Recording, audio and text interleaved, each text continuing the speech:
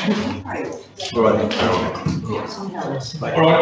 everyone, good afternoon councillors, good afternoon live streamers, good afternoon staff and officers here this afternoon and our guests to lead us off today. Councillors, today is our busy day, our first meeting cycle of the month, where obviously we've had our 3 standing committee meetings this morning. Also, we've had a visit from St Patrick's Year 4 classes this morning, 60 students. And students have had a lot of questions about certainly their community and their very much their interest in waste and parks and skate parks, asking those questions. We had Carla Bell, a name that I think we're all familiar with, certainly in local government, came and presented a petition to the chair of the Communities Committee, Councillor Megan Daniels, this morning. So, sorry, not a petition, but certainly a request, so a submission. Thank you. It was certainly very refreshing to see 9 and 10-year-old students in the Central Highlands, being very welcomed in their council chambers, but B, to be very, very interested in their events around it and knowing what happens. So they stayed at their meeting for a little while. So obviously we conducted our standing committee meetings, and we certainly get to our general meeting for the month this afternoon. So council, I think we've got quite an interesting agenda that rolls across all our departments and some presentations. So councillors, I think all of us are present. There are no apologies. Now, leaves of absence. So is there any leaves of absence required? Yeah, the next council meeting's chair, I'll be absent. Yes. Taking a leave. Right. I'll leave mine until the next. Councillor Bell, so that's for the next general meeting? Yes. General meeting. Okay. Can we deal with all these together? Yeah. Yes, okay. Councillor Bell, that's how it's on next week. Councillor Goodwin-Smith? There is another general meeting before, yes. so I'll put the leave Lock it in. and then. Okay. So Councillor Bell, then you're going to save yours? I know there's been a lot of pressure for you to declare the meeting. I know that's fine. There's another meeting and there'll be another opportunity, but certainly Councillor Bell has expressed a leave of absence for the next meeting. So is someone happy to move that? No, first. Councillor Brimblecombe, first, seconded Councillor Goodwin-Smith. Councillor Bell be granted leave of absence for the next general meeting. So all in favour? Against? Thank you. Now, councillors, Captain Marcus from the Salvation Army is here, I guess in rotation from the churches together, which is certainly a great group of certainly our pastoral leaders in our community, and pastoral in the right sense, although pastoral in another sense has been topical lately. Thank you very much for coming on today, Captain Marcus. And we talked a little bit before about being time poor. We certainly very much appreciate the opportunity of taking just a little moment to pause today, and certainly to lead us in prayer and some advice before we kick off the general meeting. So thank you, Captain Marcus. Thank you. Paul writes or records this early church hymn. It says, "Who being in the very nature of God did not consider equality with God something to be grasped, but made himself nothing, taking the very nature of a servant, being made in human likeness, and being found in appearance as man, he humbled himself and became obedient to death, even death on the cross. Therefore God exalted him to the highest place, and gave him a name that is above every name, that at the name of Jesus every knee should bow in heaven and on earth and under the earth, and every tongue confess that Jesus Christ is Lord, to the glory of God the Father." Many of the church will just focus on this little hymn to see the divinity of Christ, how he shed himself and became a human being. But if we only focus on that, we actually lose the meaning of this little hymn and why Paul wrote it and put it in here to stress. It's actually for unity, an example of how a leader should behave and how the early church should be united and not disunited in their own factions. Because before that it said, do nothing out of selfish ambition or vain consent, but in humility consider others better than yourselves. Each of you should look not only to your own interests, but also to the interests of others. And after this hymn, it goes on to say, do everything without complaining or arguing, so that you may become blameless and pure, children of God without fault in a crooked and deprived generation, in which you shine like stars in the universe. Let us pray. Dear God, I pray I pray for this meeting and these people here today, the councillors and the mayor and the general managers, that Lord, yes, they come with their own interests. They come with their own political viewpoints and understandings through their life. But we pray, Lord, that they come here unified, to put aside sometimes those things that they want to express, those viewpoints, so that this council can govern, so this council can do the things that will benefit the community. I pray, our Lord, that in this coming month, that you'll place upon this governing body a sense of submitting, a sense of being unified, so that they could govern. And I pray, Lord, that you'll grant them wisdom. In Jesus' name. Amen. Thank you, Captain Marcus. Appreciate it very much, and I do hope you do get a little bit of time to yourself, or to Yes. get away from the hustle and bustle. Now, can I just ask you, you will be obviously doing something with Christmas this year again? Yeah, Yes. We'll be looking into seeing exactly what that will be. We already have the Christmas toys delivered, so they're available, which we'll distribute to members of the community. But there is also the Christmas lunch at the Gemfield Sapphire, Yeah. which we're going to be providing some funding for that. And also whether we do something else, it's still to be decided. Yeah. Well, I raise it now because of the conversation we had earlier, that certainly we might not see you before then, so we just hope that this can help, we can give you a whole way that we can be of some assistance here. Thank you very much. Thank you very much. Yeah.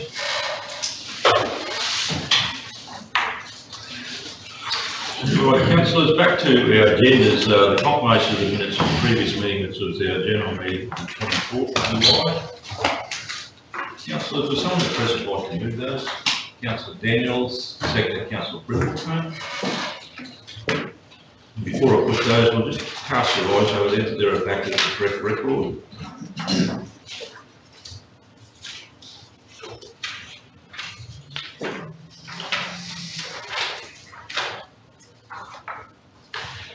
Those minutes run right through the page 13 of your agenda.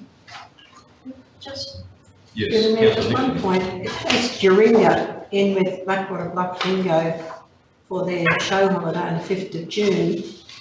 Aren't they normally taking the Rocky show as their holiday? That is on page 11, or page Page 6 6. of the minutes. I just wondered where they actually listed on ours this time. We previously listed, through the chair, listed Doringa as that area, at that same day as in. Yeah, because previously they used to go with the Rocky show, Mm. No, not for several years now. not happened lately. No, they've No, always thanks, been John. back in with Blackwater. Or which comes back in now. So. Yeah. We're seeing as a official correspondence every year, don't they, confirm that? Yeah, no, I just noticed that there. Yeah, thank you. Thank you. Yeah, I guess through the mayor, it's somewhat of a mechanical process now, but it's still council's prerogative to have an influence over those dates. They see fit. We've been repeating what's been done for a little while now. Nothing else out of those? All in favour? Thank you. Business arising out of those, which query just could have been, we sorted that one out. Any other business arising into that?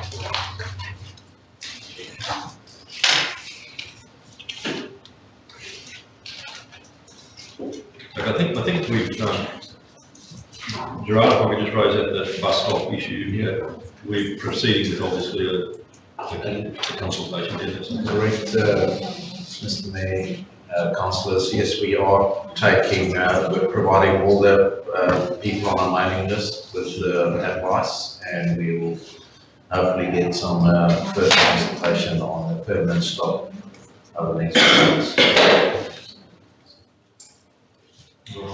Any other business out of there? All good? All right. Review of outstanding meeting actions, which is,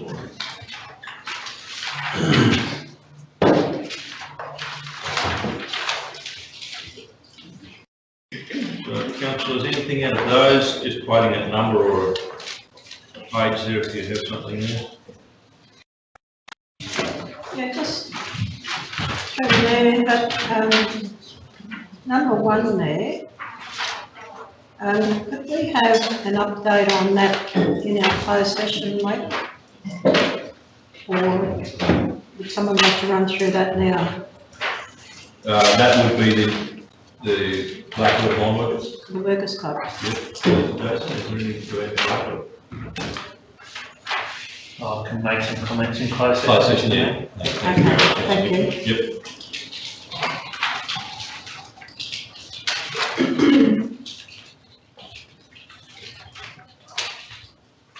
Nothing else out of those? Sorry, councillor Roll, yeah.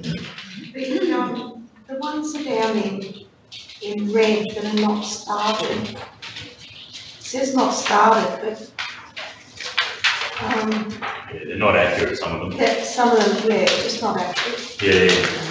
So, for example, item 4, which is the game plan, there's been action there, and that was Renate's motion to rescind. So there's some housekeeping there that we probably need to get on top of. The next one's the event strategy and action plan again. So it's a good point. MOUs. The MOU will come back to council at its next meeting. Those KPIs have been modified and they've been agreed to between parties, Capricorn Enterprise and CHTC at this stage, so they'll be presented to council for consideration. You can hold that, councillor Cypher. Thank you, I'll just tick it off my general business. Oh, that's all right.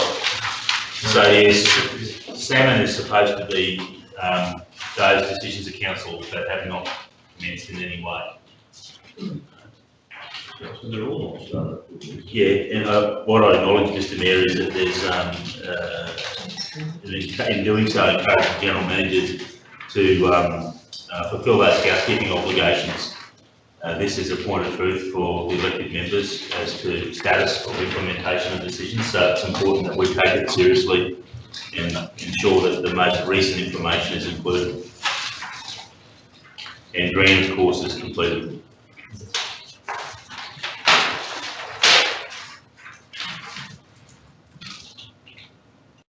All right, councillors, nothing else out of those, notwithstanding the fact that the traffic light being slightly different. All right. The review of upcoming agenda items. Yeah, councillors, we raised a couple of these that we've wanted on here, so we can add these, is that correct, the process? It is. Right. So what do we need to see on here? And I did not make a note, councillors. There were a couple of topics that were either referred to or going to be referred to as the upcoming agenda. Sorry, the Capella Water Pipeline report. Yes, that's, I think And that's that's- already. Yeah, we've been told that, we sorted that one. Oh, it's not on that too. Yes. There was something this morning, what was that, this morning? One of the committees? And number 10. Sorry, just to jump in there, Mr Mayor, the Capella one is on the strategy agenda schedule. Yeah, Karen. And it was one that was deferred, it was picked up, that it was deferred from when it was intended to bring before council. The Sorry. one I mentioned was about Karen this morning, to put on a strategy meeting. Strategy or Karen? Yes, strategy. Yeah, it's another one that comes through. But look, this is where we need to pick these up and get these into here. Sorry, Councillor Bevan Smith, this is number 10. Number 10, I think we decided we'd be better off on a strategy agenda, which was the water. So that was and the sewer. 11th of September, so we're going to flick that to a strategy. Number 10, let's see. Number 10. I believe So Marty's just mentioned that that's already been relocated. Yes. But like the CDO says, I mean, we should all be checking, making sure they're moving and staying in the right spot so we know what they're up to. We did pick up, Mr Mayor, the topic that Councillor Nixon raised just before. Belcara? Belcara. A report on the Belcara legislation. Okay, on findings at Ipswich or status or implementation recommendations, or Just- all things Belcara. just the whole of it, yeah, the whole of it. That one might come to a general meeting. All right, what's that agenda, and we'll get that on the agenda. So, all right. And there are a number of topics that have been added to these schedules already based on discussions held yesterday. So we try and intuitively pick up those areas of interest by council, but you're also within your right to quite plainly say, we request a report on X, Y, Z at this point. And I know that we do that, you'd be welcome to do that. Right. Yeah, it's good that we've sort of picked up on a couple of those. So. All right, no others on those lists? Okay, councillors, look, material personal interest, conflict of interest, person gives the voucher. I'll just draw your attention to this format that was actually left in each councillor's place there, and certainly not a discussion around that. Certainly, Marnie, the preferred, or we should say, LGAQ has provided this in conjunction with King & Company. So that's just a bit of a help to councillors around the way declarations might be made. This is a bit of a guide. So, councillors, having said that, material persons and conflict of interest, persons, gifts and benefits. Yes, ma'am. Councillor Roth, yeah? So I'm reading from option 2, one of the conflict of interest. Yes. I declare that I have a conflict of interest in this matter as defined in the Local Government Act 2009, section 175D as follows. And the nature of the interest is that I'm president of the Central Highlands Association of Show Societies and also president of the Springshaw Pastoral and Agricultural Show Society. And it's in relation to the game plan issue on So council. item 12.3 on the agenda? Yes. Then it goes on to say, I have determined that this personal interest is not of sufficient significance that it will lead me to making a decision on the matter that is contrary to the public interest. I will best perform my responsibility of serving the overall public interest of the whole of the council's area by participating in the discussion and voting on this matter. However, I acknowledge that the remaining councillors must now determine, pursuant to section 175E bracket 4 bracket of the Local Government Act 2009, whether I have a real conflict of interest in this matter or a perceived conflict of interest in this matter, and if so, whether I must leave the meeting while this matter is discussed or voted on, or I may participate in the meeting in relation to the matter, including by vote on the matter. Well, just to defer to the CEO, so that's now at the meeting's discretion now to discuss, I guess, whether Councillor Roth's declaration, and you must come up with one of those two answers. That we must ask Councillor Roth to lead the meeting while this matter is discussed and voted on, or you may participate in the meeting. Is that correct? Councillors? Now, Councillor Roth has declared that she's certainly an executive member of the executive of those two organisations. Should Councillor Roth leave the room while we make these decisions? Yes. Yes.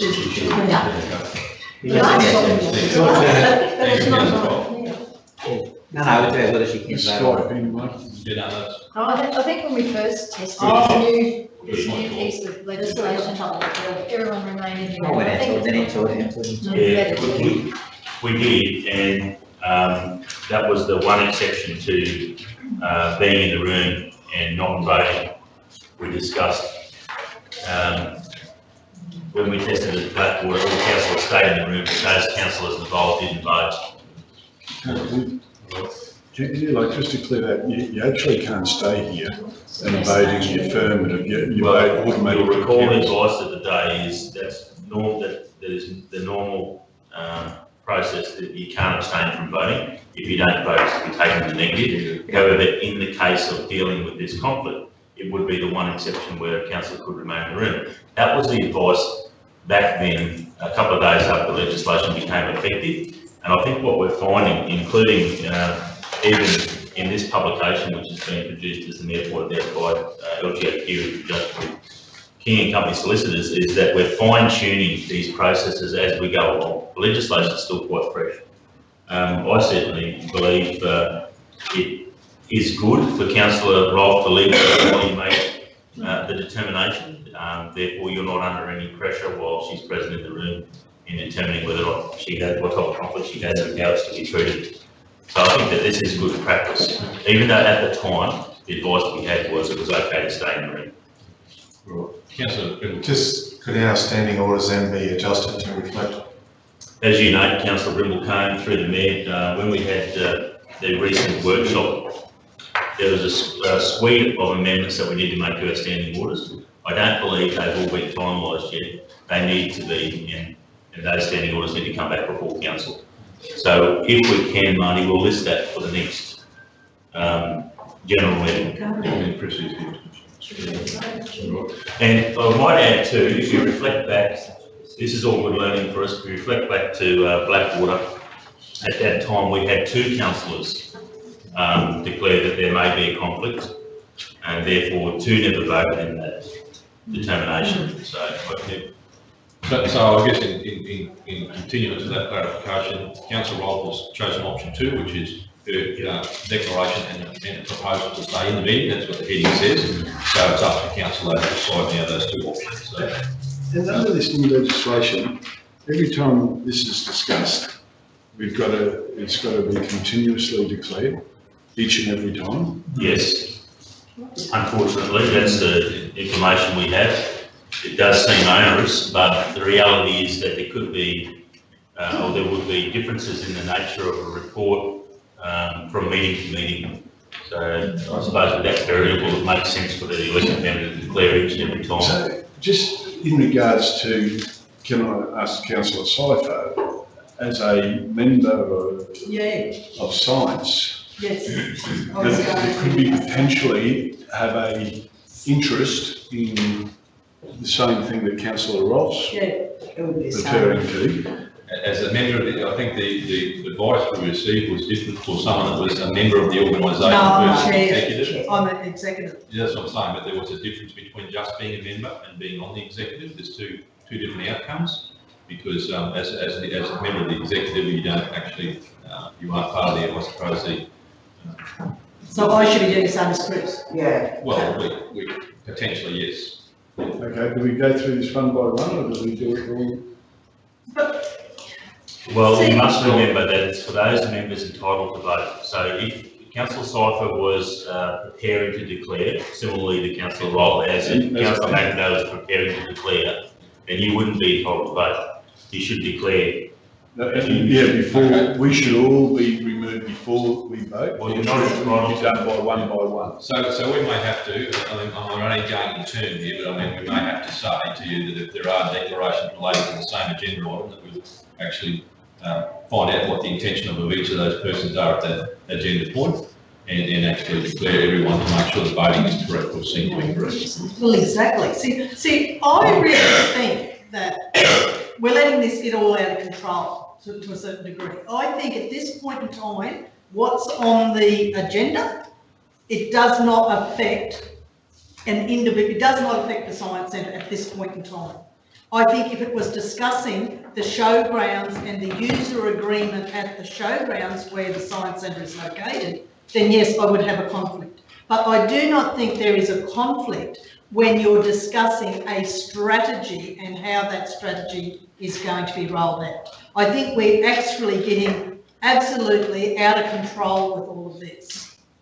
Well, I think we're just, yeah, I'm not going to disagree or agree with you. I'm just going to say this is the options in front of us, and we're going to have to try and work through the debate. So, yeah.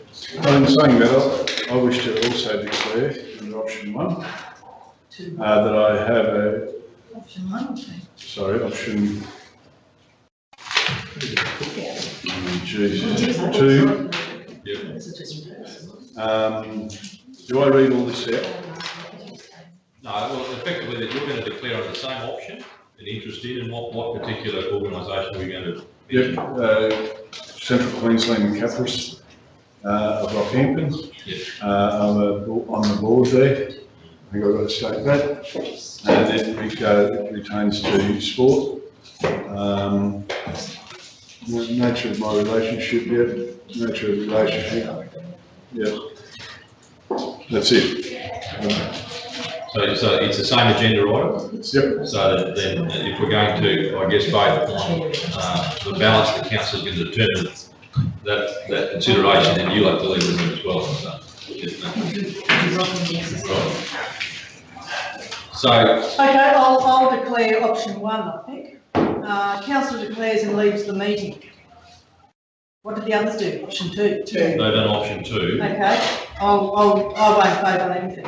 I declare that I have a conflict of interest in this matter. Ditto from the others. Yes. As what, you chair of the science? I am president of the Central Highlands Science Centre that is located in the Emerald Showgrounds facility. Done that. I will be dealing with this declared conflict of interest by leaving the meeting while this matter is discussed and voted on. Now, there's a conundrum here, because you don't actually have to leave right now, because it's not voting on the matter. Yeah, that's right. You declared interest and you're going to leave the room at the time of night's vote. That's right. It's now, do we? Yes. Yeah, you're right. Now we consider this stage determination of law. It's more of a query than anything. If 2/3 of us declare a conflict and leave the room and we don't have a quorum, how do we vote? Exactly, that's an issue, then we wouldn't be dealing with the invite, we'll be looking for some advice. And that's where, in that template, you'll see that there's the ability for council to delegate the matter if that situation was to arise. And there's actually a template there for that.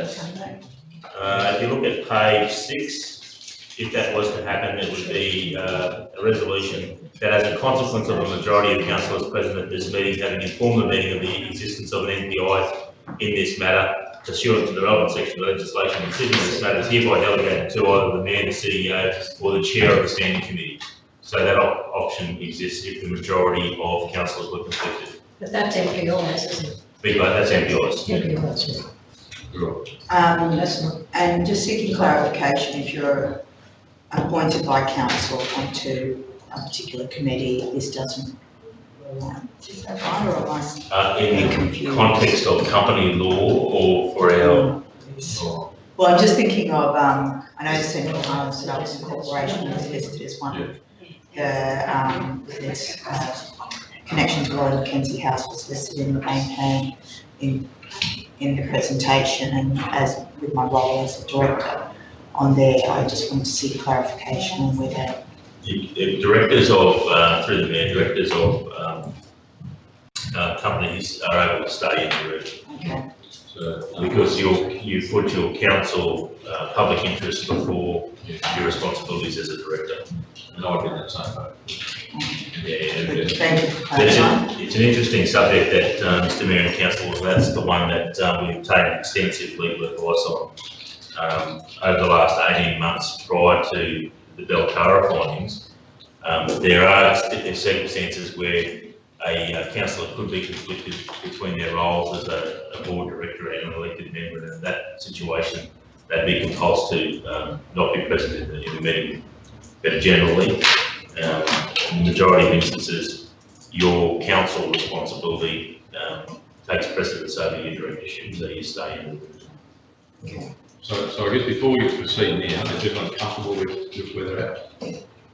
Not necessarily comfortable with, at least you have a position that we're trying to follow the I guess you'd say the potential conflicts or perceptions thereof. So what we now have to do is determine Councillor Roth and Councillor McIndoe's, I suppose, their declaration in that there is a decision around that now. And I suppose the key part of that, and I feel confident enough to say that the reality is they've determined that this personage is not sufficient significance that will lead me to making a decision on a matter that's contrary to the public interest, and I'll best perform my responsibility. So there's an undertaking here that if you do agree that they stay in the room, that's it. I don't think I should stay in the room while you do that, Kerry. Well, see, I've already declared it and leave the meeting. I should be leaving the meeting now. You're declaring an interest in the matter itself. But I shouldn't vote on whether they stay in and out, surely. Yeah, you raised a good point. No, sorry, yes. So the legislation refers to, through the mayor, those councillors entitled to vote. So any councillor that had a conflict, is declaring a conflict, you must note that all you're acknowledging at the start is that you have an interest, It's the council that determines the nature of it, whether you can stay or go. So the test is, are you entitled to vote? So if you are one of those councillors that has a conflict, you are not entitled to vote. The only thing we're doing different today that we haven't done in the past is, in the interest of probity, we've got 2 councillors out of the room who wouldn't be eligible to vote anyhow. So this is tidy. I think you're quite right, you shouldn't be. I don't think I should be here Okay, now. all right, well, Yeah. if you feel comfortable, go, that's. Yeah, probably- I just read that, I don't see how I can vote. I can't vote on the matter, so why should I vote whether they vote? Yes, I think it's. You know, that's It's just, probably tied out, let's err on the side of I'll caution. take a book with me. Well, maybe it's not going to Don't get too comfortable, so don't you? The last call on. Thanks, councillor Simon, Conflicts so of interest. I'm starting to get worried, it's getting very late. I've got a sports channel on my TV, is that? Well, if you were screening it from the showgrounds. Okay, all right, councillors, look, I think we're beginning at this rolling. So that's the decision we have to make. We're not making a decision in relation to councillor Cypher. She's declared conflict of interest and has taken option 1. So councillor Cypher's not at issue here. It's just about the voting, the intention to stay in and vote on the matter with that and understanding that declaration. So having made the declaration to the meeting about there being that not of sufficient significance to make a decision of what's in the best interest of the public. How do councillors feel about it? Any decisions that happen in June. I think it should be. So is this for councillor Cypher? No, this is only for councillor Rolfe and councillor McIntyre. Just do one at a time, Mr Mayor. Well, one at a time, so councillor Rolfe. Yes, stay. I'll just, before we go, I teach karate. I'm also part of the Queensland Executive for Karate. I used to play marbles, Joe. My club is not in the Central Highlands. My club is in Rockhampton. Okay, but I teach as well. So this is becoming. No, well, I think this is the game plan is distinctly in the local government area of the Central Highlands. Yes. And what you're articulating is probably grounds to say is that so far removed that there's not a conflict. And I guess none of us should be giving you advice, it's probably a good decision, but I would think that if you're in a club in Northampton, you're not in the local government area, and there's no intention that a decision about the game plan would in fact be significantly or sufficiently significant. This is just outlining the framework for going forward. None of these councillors are signing off on that game plan action or anything at this stage, so I would move that the 3 of them remain in while we have the discussion. That's right. What is how many clubs is there in the Central Highlands? Is it 120 or something thereabouts? Through there, we have about 114 or so clubs. So, yeah, therefore they're one executive on one of the 114. It's a difficult one, councillors, and if you look at even option 3, the wording there acknowledges that there could be, or acknowledges that there's a real or perceived conflict, and notwithstanding the conflict, the councillor can participate in the matter discussed and vote upon. I think you just have to look at each councillor's declarations individually. So councillor Rolfe saying she has this executive responsibility in 2 areas. If you just scroll up, Marnie, you can look at those and you think, so president of the Springshaw Show Society and president of the Central Highlands Agricultural Show Society, which is the aggregate of all those show societies. So she has a responsibility to both of those entities, and what we're talking about in the game plan could have an impact on how those show societies conduct their business. If they sign it. So your role now is to sit in judgment and to determine what is the nature of Councillor Rolfe's interest. And then once you've done that, you can start thinking about Councillor McIntyre and his individual declarations and what role he has there. It is complicated. This is our responsibility. So we'll do them as Scott just suggested. We might do them individually. So Councillor Rolfe, yeah, Councillor in the room. Councillor's happy with that? I just vote. We'll make a vote, aren't we? Yeah, I think before we rush in, Councillor Dolan-Smith, it was more just understanding the 4 different options before you in making your determination. ultimately, the decision of council will reflect how it is treated. So it's just having a quick discussion about what each of those different options mean. So, Councillor Rolfe, those in favour of having Councillor Rolfe being able to be in the room and vote on the matter? Yep, that's all of us. So Councillor Rolfe, that's 5-0. So this is option 3 or option 1, Mr. Mayor? No, this is option 2. In relation to resolving conflict. Oh. On page 4, sorry, I should have been clearer, council. On page 4, this is your response to the declarations. So your time is to judge now. Option 1 is no conflict of interest exists. Option 3. And then thank you. Yeah, so option 3, that's right. So that is that the conflict of interest does exist, but the councillor may participate. Okay, so let's do that again on that basis. All in favour? And you need to move in second, Mr. Mayor. Oh, you need to move in a second. Well, moved by Councillor Nixon, seconded Councillor Godwin-Smith. All in favour? That's it. Unanimous? Unanimous. 6-0. Right. Now, same again for Councillor McIndoe. For option 3. So On option 3. on a technicality, Mr. Mayor, I'll do some research on this for the next meeting. You would reason that now that you've made the determination, Councillor Rolfe would be entitled to vote, and she would be ushered back into the room to vote in judgment on Councillor McIndoe. But I'm quite happy to let this play out, and I'll do that research for the next meeting, but it's in your discretion. Well, I think there's a quorum in there, and I think notwithstanding that, there'd be enough interest here to make this and err on the side of caution of this occasion. We've taken this long to roll through this, so we'll keep it pretty clean. All right, so option 3 again in respect of Councillor McIndoe. So that is a conflict of interest does exist, but he may participate. He's probably got less, hasn't he? Yeah, I don't know that he has Well, got. just look at those if you need to, you scroll up.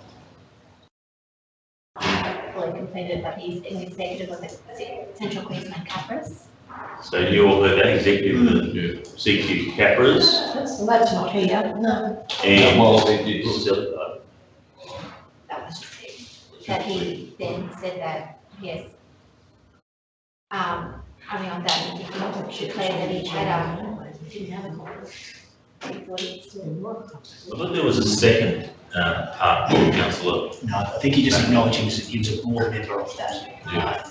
And on that basis, I can't see that he's got a conflict. Yeah, which, and I really expect you, that's what I'm saying, but I mean, I think what he's saying is because of that involvement of all the rugby league football clubs right across Central Queensland, that there's an expectation that any decision about a ground or a field in that respect, he has. That's probably equal to Chris at the Show Yes, Society. we're very similar, so I think Very option 3 is a recognition of that. So are we happy to do it? Someone happy to move that? Councillor Brimble-Cone has moved it, Councillor Daniels has seconded that option 3, that there is a conflict of interest of Councillor McIndoe, but he may participate in both the discussion. All right, all in favour? Thank you. All right, that's unanimous. Right, Thanks, Chris. I'm just going to retrieve those two councillors, Mr. Mayor. thank you, councillors. 3 councillors. And what about Councillor No, that's different. She's just in the room. So, I suppose, I just think that the decision. I understand the frustration, Councillor Nixon, through the Mayor. It is a new era in local government, and It'd be different if it was signing off on and doing what we're doing, putting forward paperwork that will later be signed off. I understand that, but we must respect the individual elected members' cautious approach in declaring. And Councillor Brimble-Cone had a push on and said, I declare I've got a perceived conflict because I'm involved in karate. That's his prerogative to do so. And you would make the judgment as to whether or not there's a conflict or no conflict. But in this environment that we're in, where the legislation is quite new, and there's everyone is being ultra conservative or cautious, I think this is good practice until we master our understanding of the new legislation. I think it will become quite seamless for us in time, but for now, it might seem a bit clunky, but I think it's good practice. So councillors, I'd like to, I guess, to clarify what we've just done, that voting process.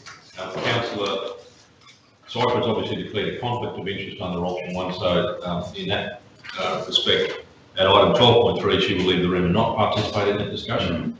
Now, having now dealt with Councillor Rolfe's declaration under option 2, the meeting has made a determination that she can stay in the room under option 3 of the resolution of that conflict.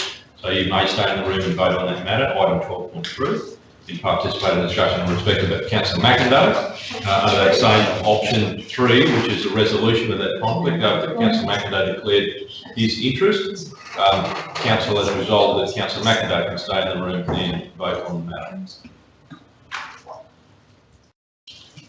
So, councillors, I'm sure that you cannot be totally confident with what we've done. I think we've erred very much on the side of caution there, and I respect those views about what we've had to do, but I think the best thing is, the reality is, as the CEO rightly points out, we're in a different world, and I think we err on the side of caution, and certainly it will become fairly, I suppose, incumbent upon us all to actually really make sure that we, in any case, and I'm not saying this has changed, but to make sure that when you are declaring those interests, there are quite a few variations there, and we do want to make sure that we don't, I guess, at the end of the day, conflict with what the council is trying to do as well. So, all right, petitions. I'm glad there is none. Thank you. I hope they don't change the way we have to do those. Committee recommendations. Okay, now did we resolve Mr. Bell's issues? Talk about his report again, Bells. It is, but it is need to come in earlier. He wants to get the line. Yes, that's fine, but just looking at what might be. You said to me that General Manager of Infrastructure to present that report. Yeah, I do that. Yeah. All right, councillors. The first report, so I guess, has come under the under communities, 12.1, which is on page 14.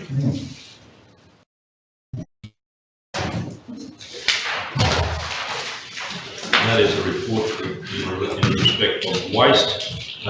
General Manager Daniel Fletcher, if you'd like to lead an introduction there, thank you. Thank you, Mr. Mayor. Councillors, this report is for the adoption of a waste management local law.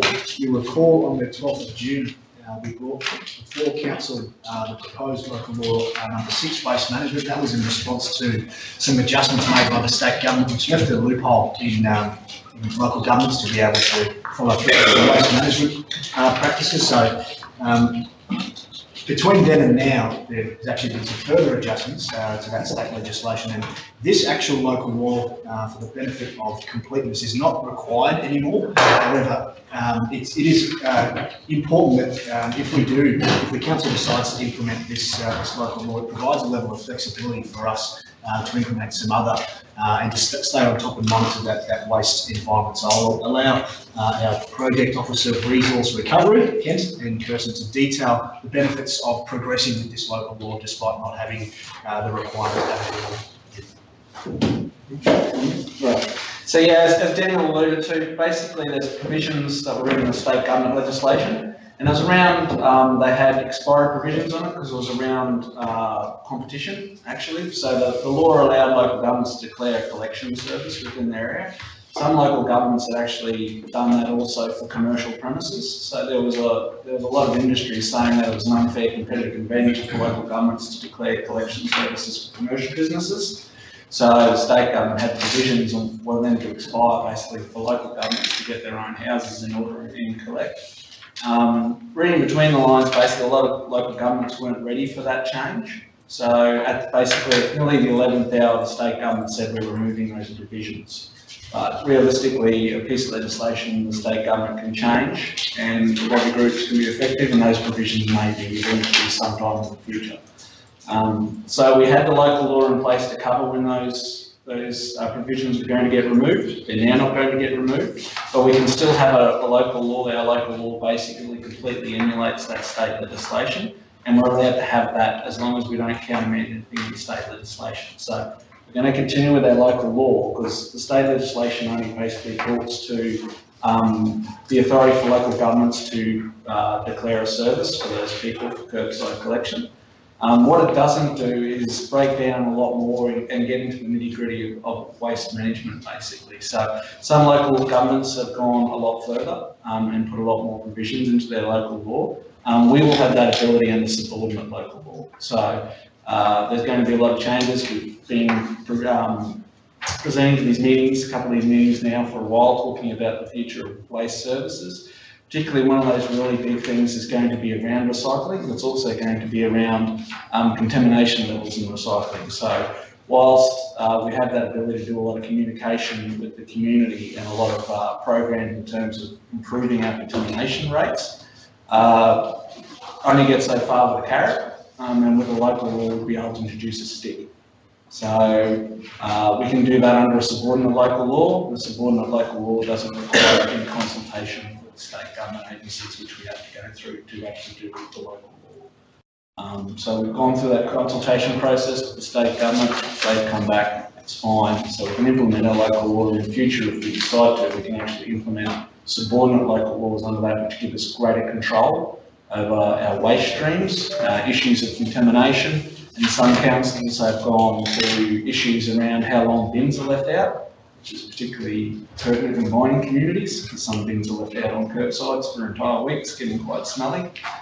So it allows us that flexibility in the future to introduce that higher level of compliance if we deem it necessary.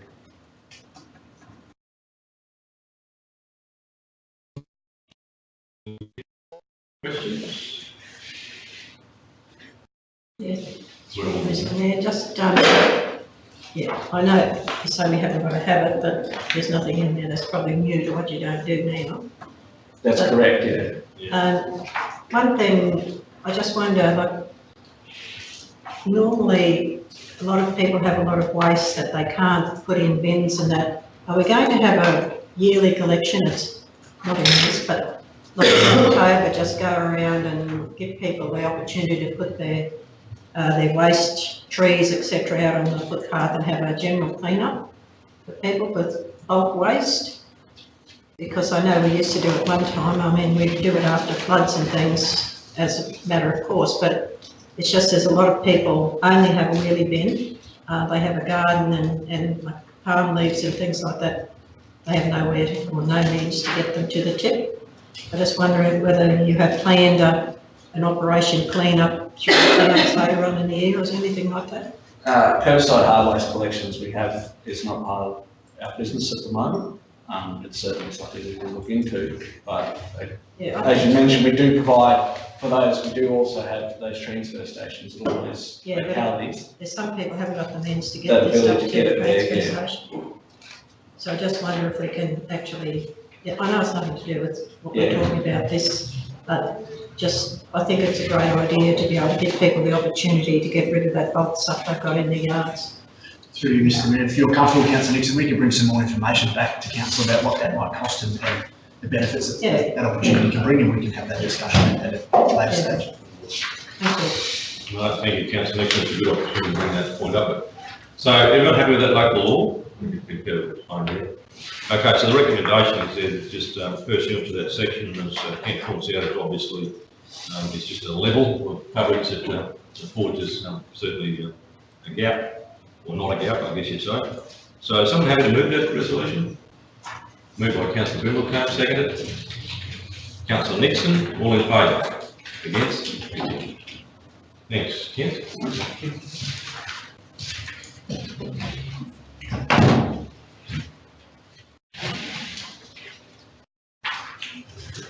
Right, councillors, page 46, which is the total temporary local planning instrument. Once again, a community gentleman, Daniel Fletcher, of step in that. I think he's here. Yes, he is. Kirsten, thank you. Daniel, if you could lead that again, please. Thank you, Mr. Mayor. Through you, councillors, this report is now to finalise the proposed temporary local planning instrument. Earlier this year, on the 5th of March, we brought a report before council to progress the operational work within a flood hazard area. This has been sitting with the Minister for a little under 2 months at the moment. There was an information request from the Minister's office, so we provided some further updates to finalise this process, and you'll note that the new TLPI will make operational work code accessible if within a low, significant or potential flood hazard area, or impact accessible if it's within a high or extreme flood hazard area. So this has been something the council's been keen to progress over the last 6 to 12 months. So I'll allow Stephanie and Kirsten to detail this for you. Through you, Mr. Mayor. As Daniel has said, this came before Council on the 5th of March this year, just to seek Council resolution to submit a letter to the Minister to seek his approval for adoption of this continuation of this TLPI. This TLPI originally was formed under the now superseded Sustainable Planning Act, which allowed for the TLPI to only be available for a year, and that lapsed this year, 31st of March 2018. The new TLPI that we are looking to create will be created obviously under the new Planning Act and will be available for 2 years. So that should give us a lot of time to work this information into the planning scheme. And we're looking to do that through the major amendment number 2, which is due for completion at this stage on the 30th of June 2019. So the officer recommendation is that we, Council adopt temporary local planning instrument 01/2018, operational work within flood hazard area in accordance with Chapter 3, Part 2, Section 9 of Statutory Guideline, Minister's Guidelines and Rules. And that 2, we authorise Chief Executive Officer to do all matters outlined in Section 9 of Statutory Guideline, Minister's Guidelines and Rules for adoption of the TLPI. So if I can extend on that, we've been busy in terms of engaging a hydraulic consultant to undertake the flood modelling for the region. So they had an update meeting on Friday last week, so that is progressing well. So for us to integrate the TLPI into the planning scheme, we do need that flood study to be undertaken so that we can determine the flood levels across the region. So that body of work has been happening simultaneously to us getting the TLPI approved by the state. So essentially it's the band-aid solution until we can integrate that work from the flood study into the scheme through a major amendment. So, any questions? I think this started around an application for an industrial or operational work in industrial site in Robert Street, is that correct, under the old scheme? I believe that's correct, yes. The outflux from that building pad was certainly an issue around the new flood overlay, I guess, that has been created. Correct. So when you say that there's some more floods, I mean, does the flood study work not exist now? No. The current flood study exists, but we needed to do a bit more work in terms of integrating it into the scheme. So the current flooding information is correct, but the study that's been undertaken by KBR might not take some of that data. Through the Mayor, councillors, it's also to do with the sensitivity of quantum of fall. In other words, what is the impact of potentially the areas that could be filled and in terms of creating effluent. So really there is additional modelling to be done in that piece of work. So it relates to everything underneath the flood overlay and relates to obviously the amount of, I guess you say, efflux created when you're building pad, either whether it's rural, residential, industrial, commercial, whether it's under the flood overlay, then that's impacted. Yes. Sorry, councillors, any questions? So that's World's longest recommendation there. So the first obviously relates to the TLPI and certainly the authority for the CEO, and then obviously the progress in relation to the planning scheme and the authority for the CEO again. So is someone happy to move that resolution? Moved by Councillor Daniels, seconded. Councillor Cypher. All right, all in favour? Against? Thank you. Thank you very much, Stephanie. It's a short period of time for a lot of work. Thank you, Kirsty. All right, councillors, we get to item 12.3. Now, Councillor Cypher has declared a conflict of interest. Thank you, Councillor Cypher.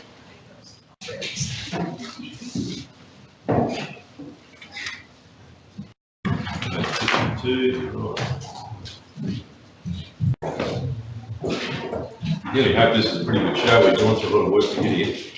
All right, General Manager Daniel Fletcher, and I suspect respect, you're not necessarily on your own. You've got a team in the back here that's supporting you. You're certainly down the lead way. Thank you, Mr Mayor, through you. Councillors, the report before you, the game plan tenure framework.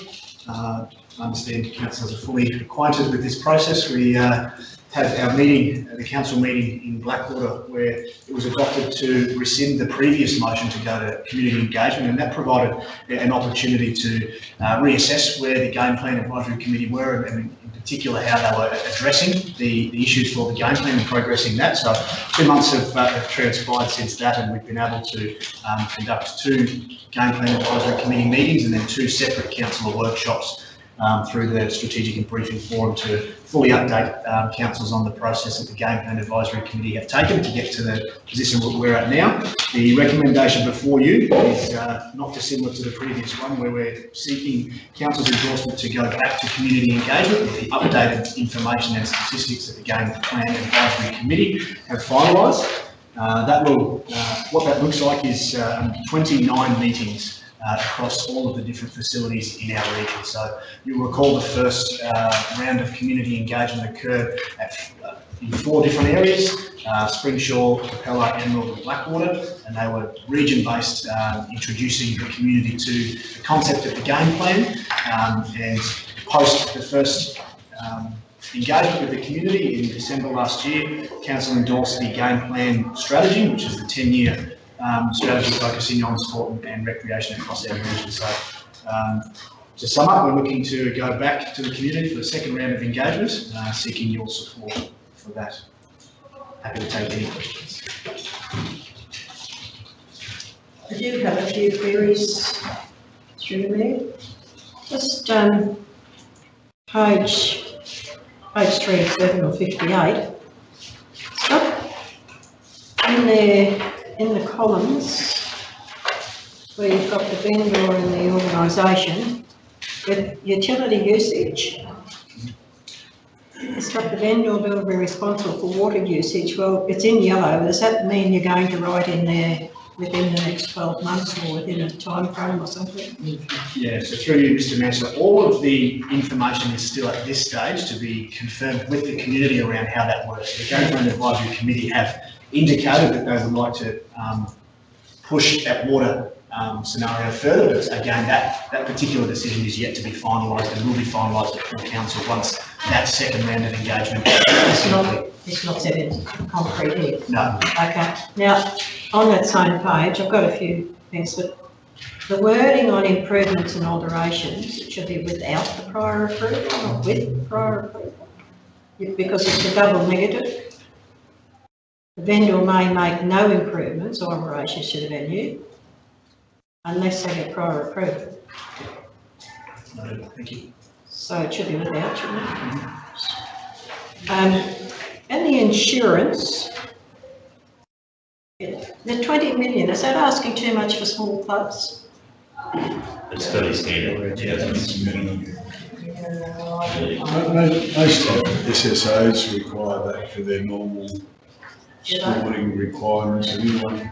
Okay. It used to be 10, but... Yeah, it used to be 10, I was just wondering, yeah.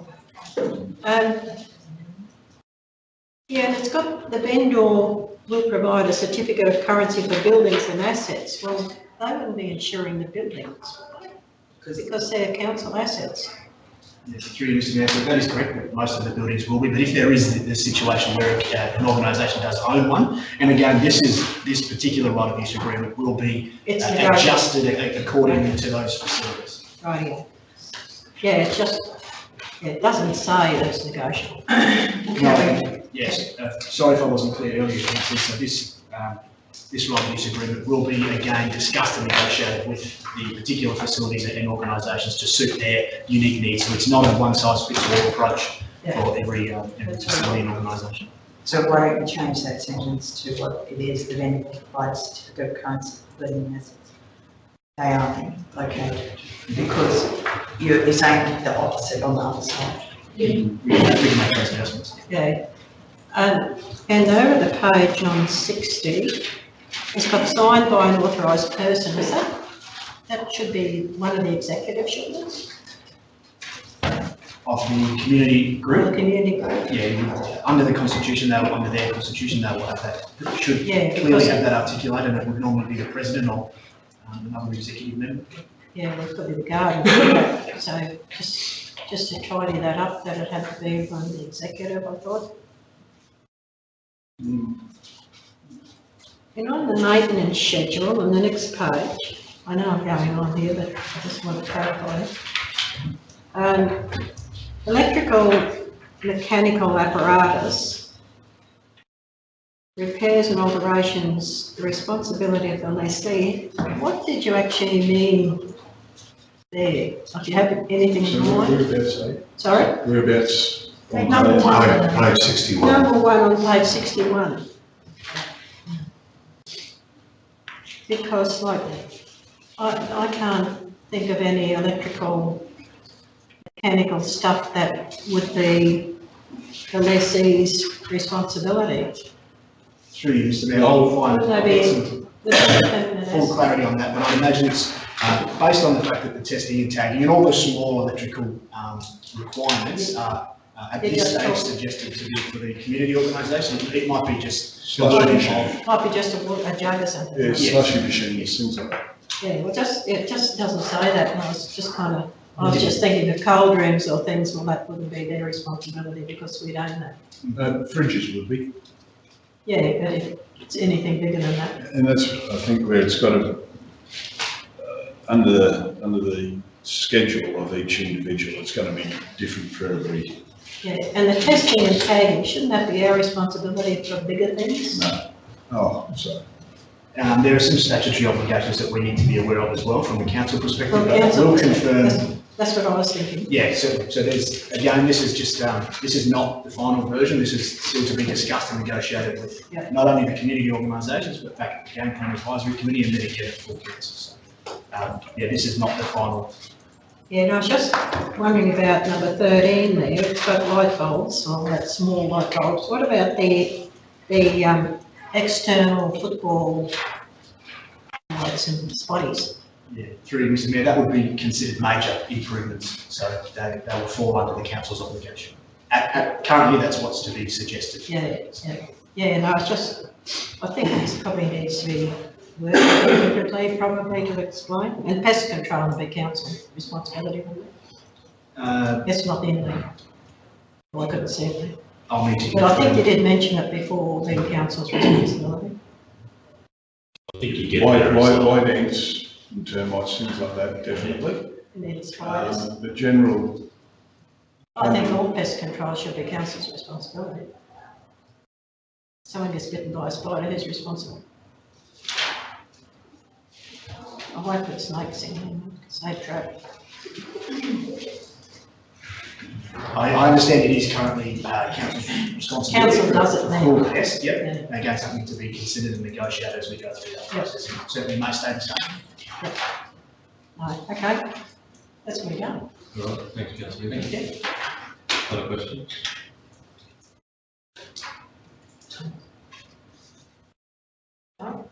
You got something on talking to you? I need to talk to it.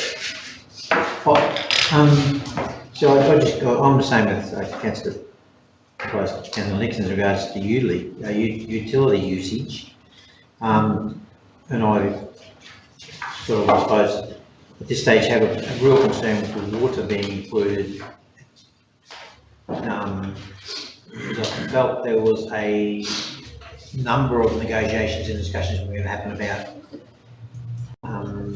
repairs, maintenance, standards, and other things in regards to water, irrigation systems, water supply. I just sort of place the other day where you couldn't turn the tap off and the water was dripping in the toilet facilities of a set of parks, you know, and all that stuff's got to get fixed before you start doing this stuff. And I think it's a way away, so I've got a real worry with that. In regards to the water, the electricity stuff is a good test case, but you know, and there's some things, the things that I'm sure will come out there.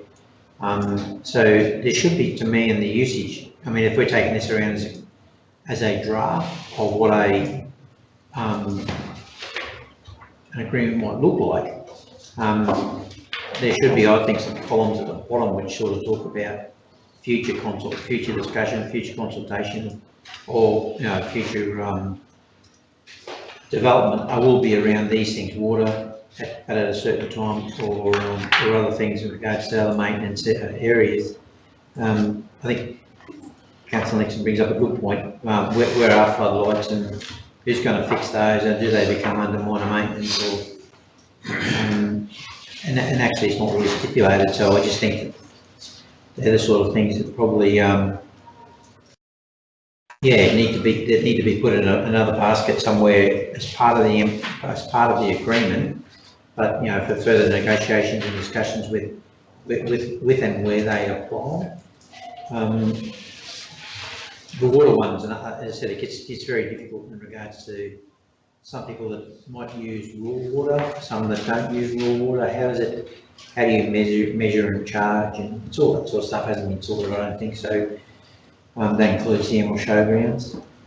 Multi-use agreements. I think there's some interest still, you know, in those areas. I mean, I think if I've learned anything from the showgrounds yesterday is that I think people want us out of their hair, and we don't always understand the complexity of sport and other activities that might happen on those reserves. I thought that the discussion yesterday about some agricultural pursuits that might happen on a showgrounds area or another reserve area is and will cause conflict with these arrangements, and unless people understand and get a full understanding of the peculiarities of local uses, you know, we're just going to walk into some other problems. So I thought that was interesting. I suppose the concerns at the showgrounds the other day, I mean, I had to have a little laugh about the cricket pitch in the car park. I think we looked at that in 1994 and walked away from it, and then it came back again because of other things happening in Rundle Park. But it's those types of interventions I think people are looking for some security about, or at least some ability to have, you know, some sort of pushback in there as well. So understand this is you know, hasn't got draft written all over it, hasn't got full consultation written all over it, and it's putting out here as a sort of you know, this is the responsibility under the agreement. I don't know whether today I'm ticking off on this agreement or not, and therefore I'm a bit concerned about that. If it had draft all over it, and if it had, you know, full discussion, and I'd have a little bit more, I suppose, a little bit more, I suppose, feelings towards being able to you know, just tick off on where it is. But as I said, I think, so the showgrounds, for instance, that we talked about yesterday in regards to Springshaw, where there are some agricultural pursuits that actually, I think, Sayard and other things use that ground, as well as other people, and their individual complexities like that. There doesn't seem to be sort of flexibility in these discussions, or there's documents that sort of are going to take those local issues into consideration. And I think that's something we need to sort of just flag in here and see if we can just flick in here somewhere that this needs to be really, as I said, for consultation or for draft or something else stamped all over it. So this is not council policy, and people don't try and put that forward as the council policy. So there are a couple of the issues that I've sort of got as just in the way that I presented. Thanks, Councillor Dillon. I think it's a good point. I mean, if Council's going to say today that we're going to leave this building with this opportunity to go to the road show, but got to be comfortable with what we're taking out and know that it is draft. I mean, that's the point of it. No, I guess that may be a word, but I mean, I just want people to be comfortable with it.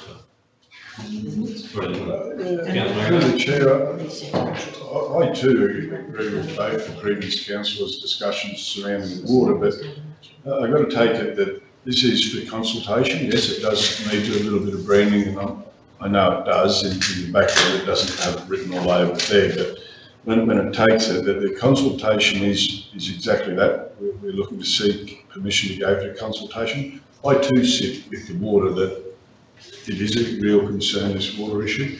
The way it reads there, I know I feel that what the community or how they will react to that, and that's what consultation is for. And I can see a big change in the water usage part of it before this is adopted.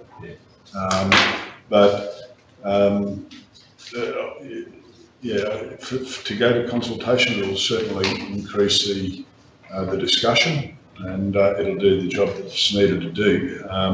But I personally, as Councillor Bell highlights, and Councillor Nixon, there is concerns around that water usage. So I would expect come time to debate on these use agreements, that will be looking somewhat different to what is expressed there. So through the Mayor, this will be coming back to us, Daniel, after this process? Yeah, through the Mayor, Councillor Nixon, the intention is, once we get endorsement from Council to engage, we'll do all of the 29 facility engagements and then bring that back to the Game Plan Advisory Committee to collate all that information, and then again, depending on what that feedback is and how the Advisory Committee wants to progress, all of this information, all the decision making sits with Council, so everything will be coming back here. Yeah. If I can just add one other point, it's been a really strong discussion point at the Game Plan Advisory Committee to take Councillor Bell's point around the water, and on page 89 of 302, we have, which will go to the community, it says that the water will be finalised within the next 12 months. So the actual water discussion at this stage is not to be considered in the engagement with any of the organisations. Might be good to let the community know that too. Yeah, you'll get some information back. Yeah, I realise this, but it's just these little points going forward. And I mean, it needs to go out to the community. Those people need that opportunity again to look at where we're at now. I mean, I've got nothing against that at all. And it's one of the reasons why I thought it was good to have these people in here on this discussion, because it's not setting anything in concrete, it's taking it forward for another round of consultation. So, yeah. So for those reasons, I just don't understand what responsibilities under this agreement should be that, is it the following details, the roles and responsibilities proposed below in regards to the vendor and organisations are, and I think what's, so, as I said, this rate of reads at the moment, I know where else is that sort of form's going, that this page 2 of 7 sort of where it's going to go and what it means to. I mean, it doesn't say to me that it's proposed. It doesn't say that there is some discussion or debate or feedback's going to come back to us about that. It just says this is it, and I think that in itself needs just to be tweaked to indicate that this is what we're putting forward. This is our proposal. Discussion. And let's have some discussion about that. And I think that. The reference again to the water again is one which is which I won't go through again.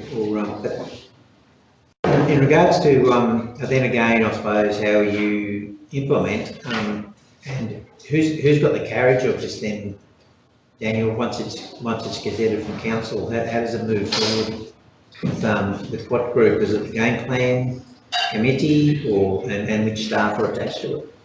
Is it?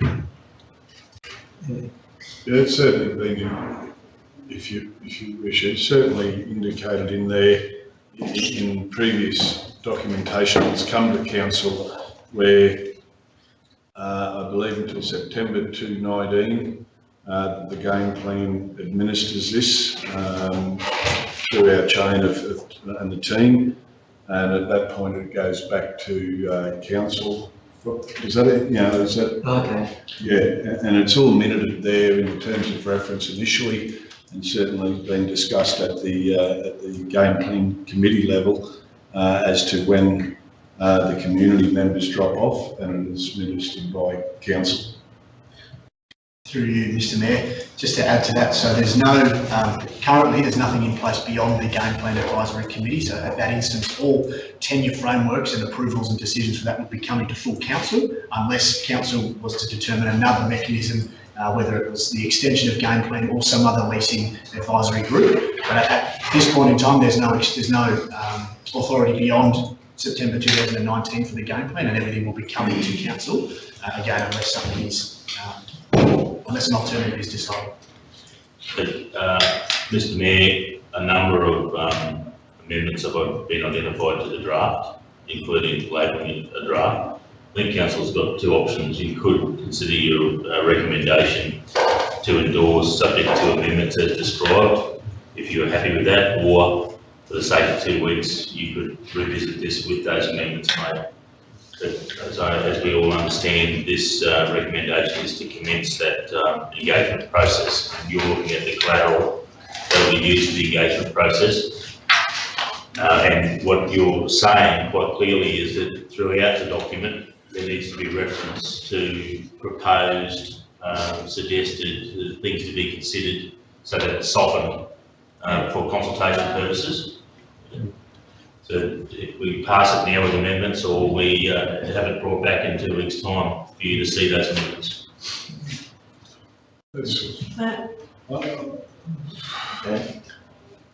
I think that so long as we're all of the understanding that it's proposed and there will be discussion on it and it will be openly discussed with the clubs, I think holding it back for another fortnight is not going to help the case at all. I just think that we have to take the word of Daniel and know that it's a proposal that's taking forward to the community, and it will be a discussion point for the clubs. I think that we have to have that understanding, and yeah, I wouldn't like to see it delayed anymore, because I think we need to get out and talk to the clubs again, because they're waiting for it. So, I guess, Daniel, you're fully on board that. I mean, if that's the inclination here, that we move this resolution today with that adjustment, which I think Scott's putting some wording in. Can we change the word vendor as well? Everyone happy with the word vendor? No, it's just a, can we? That's a subtle thing. Yes, have we got another word? Yeah, there is association. This is just a draft association provided to us by esteemed lawyers that have indicated that this is a, a pretty sound process. So I think it's saying something. We can adjust it accordingly. And taking your points on board, Councillor Bell, we'll make sure that there's significant paraphernalia across all of the pages that indicates this is a draft and before consultation. So you will be relying on the people to articulate that well, and I'm sure you're aware of that. I mean, I don't think anyone that word sits well with any of us, but we just have to go with that. And I think in the respect of, if it's been looked over well, I mean, that we can probably try and sell that. Oh, sorry, Councillor Roll. Mayor, I'm allowed to ask a question, am I? Yeah, absolutely. We've got a great chance to make sure that can happen. Yeah. Can I please ask what the capability of the people going out to consultation to answer questions, legal questions about tenure? I have concerns about the questions that will come up about tenure that will, and if you don't have somebody there that is legally able to answer them, this will just go on and on and on. So. Through you, Mr Mayor, certainly an important point for us as well, and we can do some substantial canvassing prior to going out to the clubs for that formal engagement to ascertain any concerns they might have around the legal tenure and try and get as much information before we go out. But we're certainly looking to accompany with us potentially some legal people that can provide some advice to any organisations that have any. I've noted it's also incumbent on any incorporated association to have their own and to do some of their own independent legal advice around documents, and that is a part of good governance that we'll be also suggesting for all of our clubs.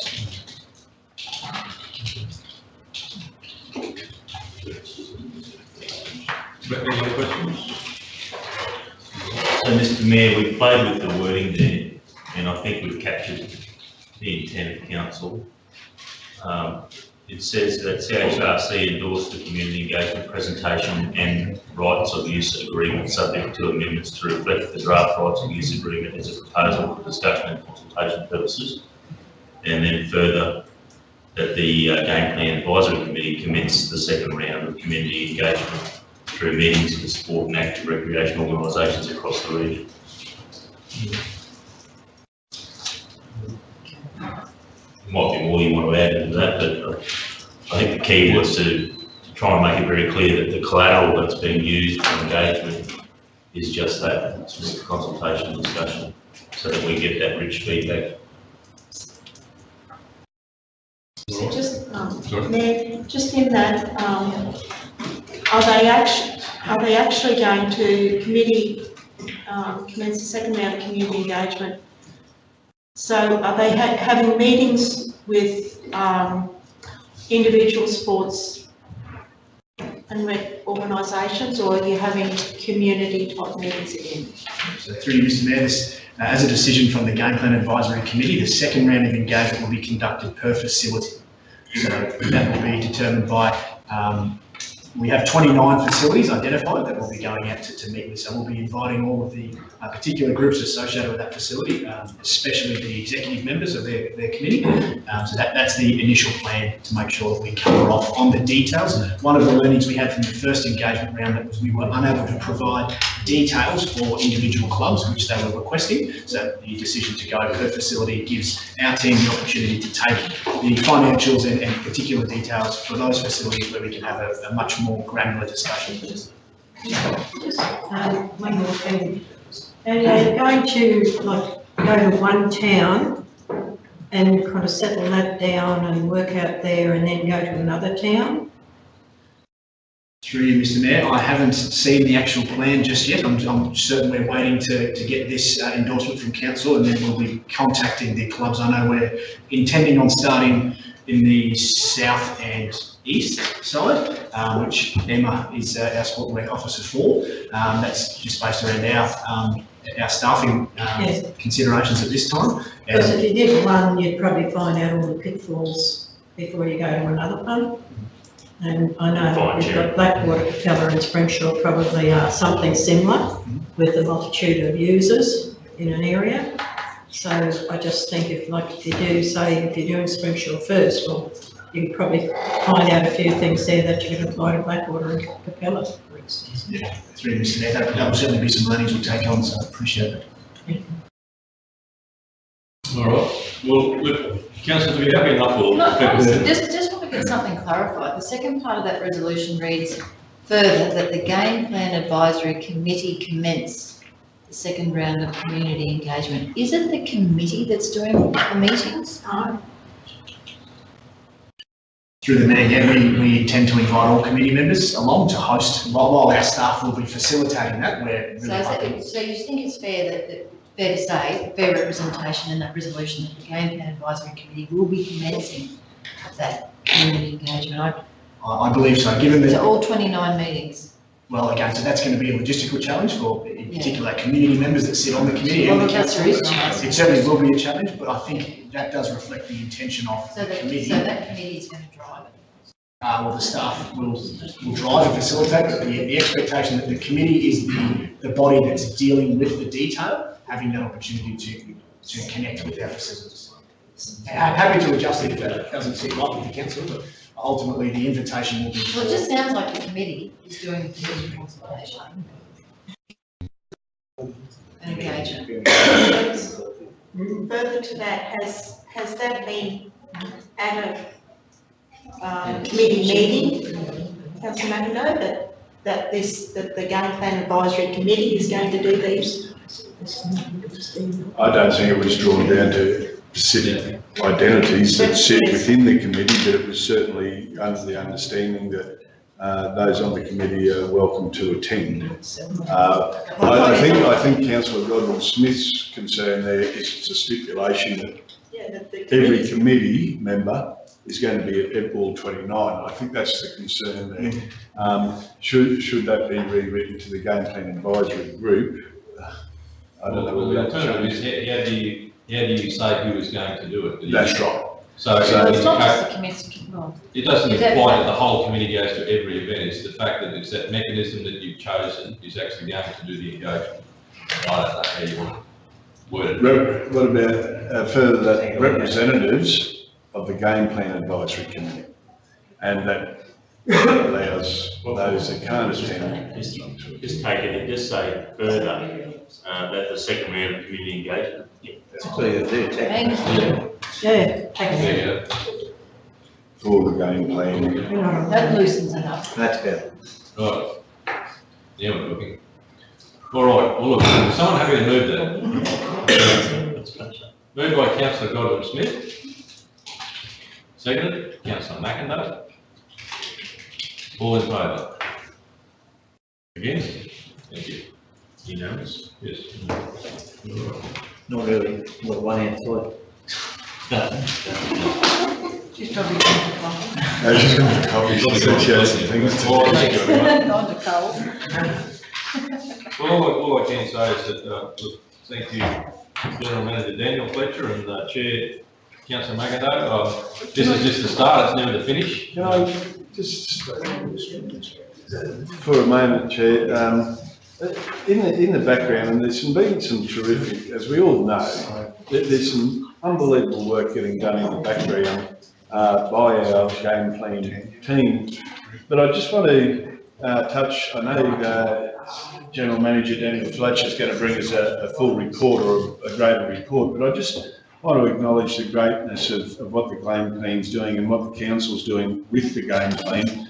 A motion was put forward last year in regards to working with local schools, state government schools, and it appears from some correspondence recently that we will be looking at undertaking a pilot audit program with our local schools in our region, being what is visible, one of the first councils to do so. That community sport and state education departments are looking to work closer or more working closer together. And that word. So whilst it takes a little bit of toing and froing, there's some unbelievable stuff that we set about some 2-3 years ago to do, and it's starting to come to fruition. So hats off to those guys, and hats off to ourselves for pushing that at an LGAQ level and getting a result. So we look forward to Daniel's report further and further investigation as how we can certainly benefit our community in that area. Well, look, good luck to you, and I mean, that is the good news. So, all right. Well, thank you, everyone. We'll move along. 12.4, which we're all entitled to be here for, which is the Local Authority Waste Management Advisory Committee, known as LAWMAC. The workshop in Rockhampton, and Kirsten's here to talk about it. Daniel, if you want to do that introduction again. Thank you, Mr. Mayor. Through you, councillors, this report comes with a time limitation around it.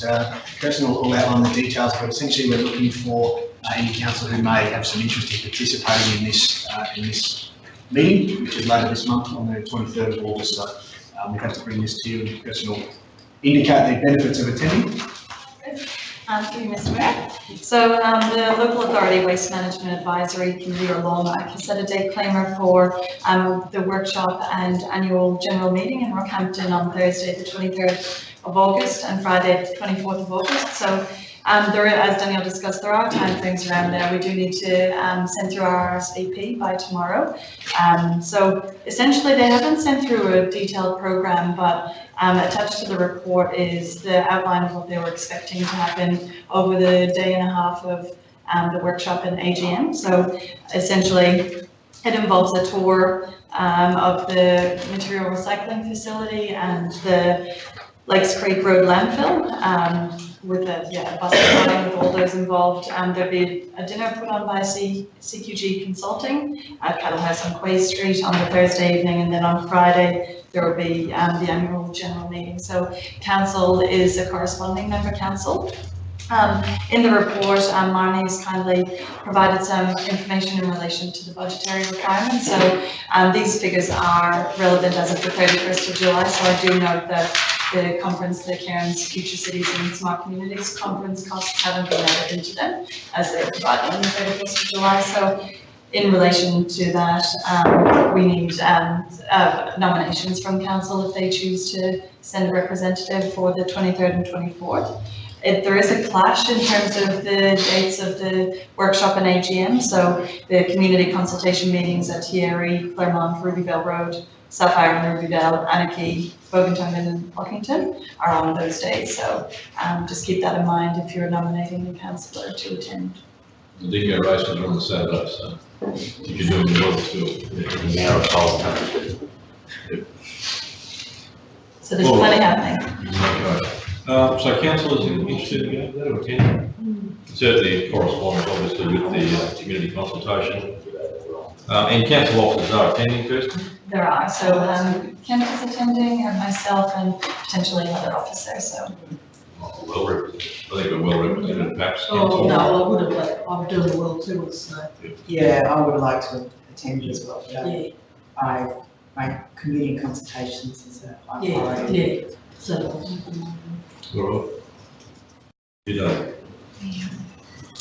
We'll receive the note. So receive the notice, councillors, someone. Thanks very much. Well, now, Normally they are well represented, but there are a couple of clashes with this one.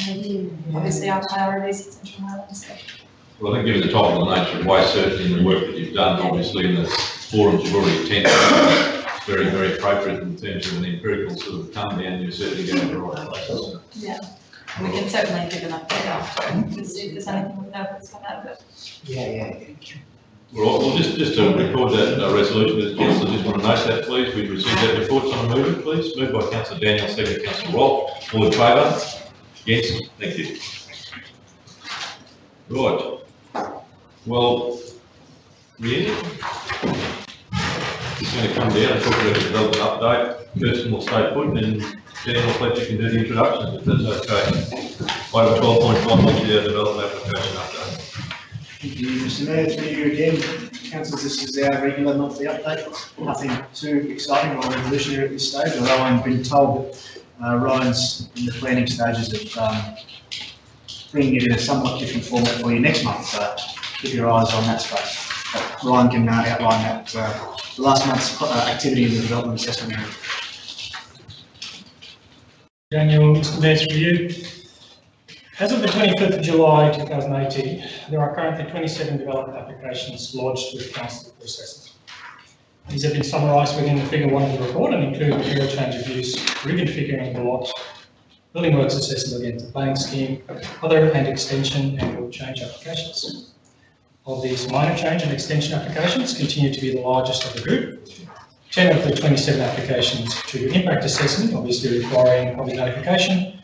6 of the applications trigger code assessment, and 11 of the applications do not trigger any specific level of assessment, being for extension or change applications. If needed, the time can be scheduled to discuss any specific requirements related to these applications with the manager of planning and environment and myself. Figure 2 of the report gives an overview of the number of applications for the first calendar month of 2018-2019 financial year, including the number of applications received in the system and decided. In order to align with the agenda deadlines, the reporting of application numbers consists of and includes applications up to and including the 25th of the month. Since our last update to council, the planning team received 7 new applications and approved 6. Table 1 provides a synopsis of these applications, including the application type, lodgement date, location, applicant details and approval status. And of the 6 applications, 2 were material change of use. 1 was for building works accessible to the planning scheme, and 3 were applications for extension to currency period. Out of interest, the building works accessible to the planning scheme encompassed the expansion of the existing Arthur Street car wash in Blackwater with an additional manual car wash bay. Of the 2 material change of use applications, the first pertained to the construction of an oversized shed on vacant land at Burns Street in Capella, and the second, the material change of use, for establishing a 10,000 standard per unit feedlot intensive animal industry at Korean Road in Mackenzie. As always, a copy of this report and accompanying attachment can be found on Council's website at the link provided on page 1 of the report. Thank you, Mr. Mayor. Thanks, Ryan. Just to extend on that, so as it's August, it now marks the 12-month anniversary since we started reporting these monthly updates to you. So as Daniel said, we're looking at ways to make it a little bit more interactive and present the information in a more informative way. So with the 27 applications that are in the system at the moment, you'll be able to find the information for all but 3 of these online via our track system. So from the list of 27 on the back, the top 3 are the oldest of the applications. 2 of them are on hold at the applicant's request, and then another one is an extension application. So any applications lodged after the 3rd of July 2017 are available on track. So in the strategy session coming up, I will be running through just a short little presentation on accessing track.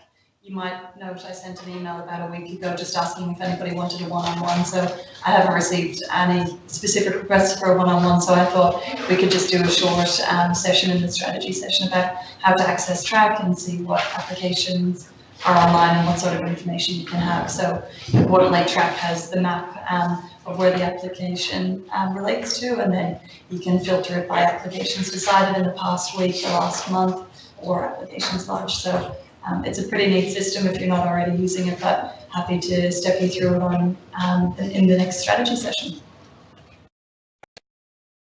Right, Councillor, any questions? Oh, sorry, Councillor Nixon, you. Just on page 100, with the applications there, just a request to extend the existing approval on those 2 there. One's 2012 and one's 2011. They've both asked for an additional 4 years. I just think we've looked at a few of these previously and thought that that's a long time for an extension, and they've already had that long. Just wondered what you thought about that from 20 to 11 if they hadn't made a start by 2018 and you're giving them another 4 years. It just seems too long for me. Sure, so I know we have considered them before and just made it 2 years rather than 4. Through you, Mr. Mayor. So with the applications, when they come in requesting an extension, we do have to do an assessment against the planning scheme to ensure that the type of use is still consistent with the zoning and things like that. So you will note we have had a few refusals come before council in relation to the zoning having changed with the planning scheme that was adopted in 2016. So where they are approved with the extensions, this is because they are consistent with the planning scheme. And so we do have to factor in obviously the economic downturn and things like that. So if they are consistent with the planning scheme, there's no requirement for them to lodge a brand new application for them to essentially go through the approval process and get another 4 years. So it's a way for them to extend the application because it is consistent with the current planning scheme. Yeah, but you know, it's not giving us an opportunity either really to have another go, and someone else might take that over, but it just seems a long time from 2011 and you're giving them another 4 years from 2018. The alternative to that, if we refuse those applications, would be they could turn around and lodge a brand new application, and then we would assess it accordingly, and if it still complies, obviously we would recommend an approval for that, so they would then get 4 years. So I know they're refused with this all, but anyway. Any other questions? Yeah, through the chair, Kirsten, we're getting some really good reports there. Private certifiers, how do we keep abreast of private certifiers? Yeah, the same way that you're bringing these new applications. How do we get a sense of what private certifiers are up to, and where do we see that earlier than we do? Sure. So through you, Mr. Mayor, in terms of the private certification, we do update council on a monthly basis through the Planning and Environment Portal reports during the building statistics graphs within that report. So in terms of what the private certifiers are up to, we know what they're up to by the amount of building works applications they've lodged for approval, as opposed to what our building certifier in-house is processing. So we get prelim notice of what's happening in their area. we get the application when they lodge it for building works approval, but when they're lodging it, so say for instance, if someone constructs a shed and they get a private certifier to come in and certify the work, that certifier then lodges those building works, the building works application for approval. So that's when it comes across our desk, once the work has been done and certified by the building certifier. So they're engaged at the start of that shed process, and then the work is lodged through a building works application at completion. Thank you. Right, councillor, there's no other questions. Is someone happy that we note and receive that?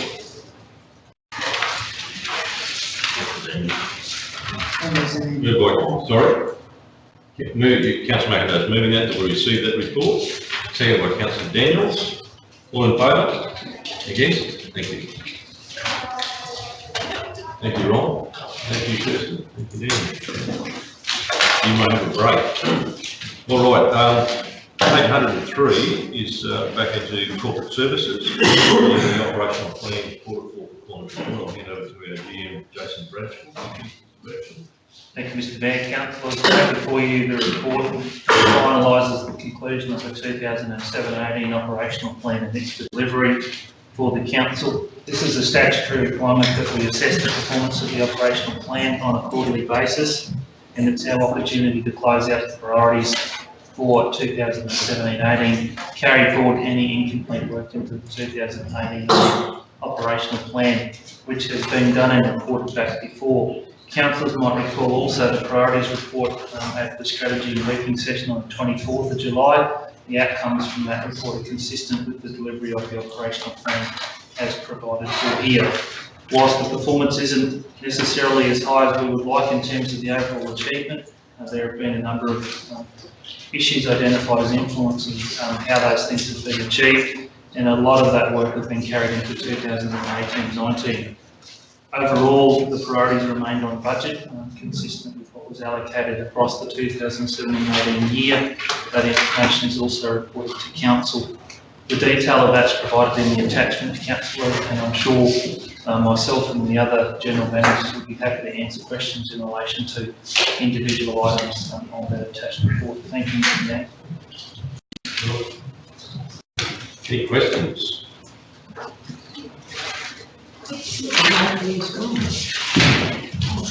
So just for clarification, some of the, if you scroll through the attachment, you'll pick up in red those items that Jason refers to that are on time, and then there'll be a completion percentage.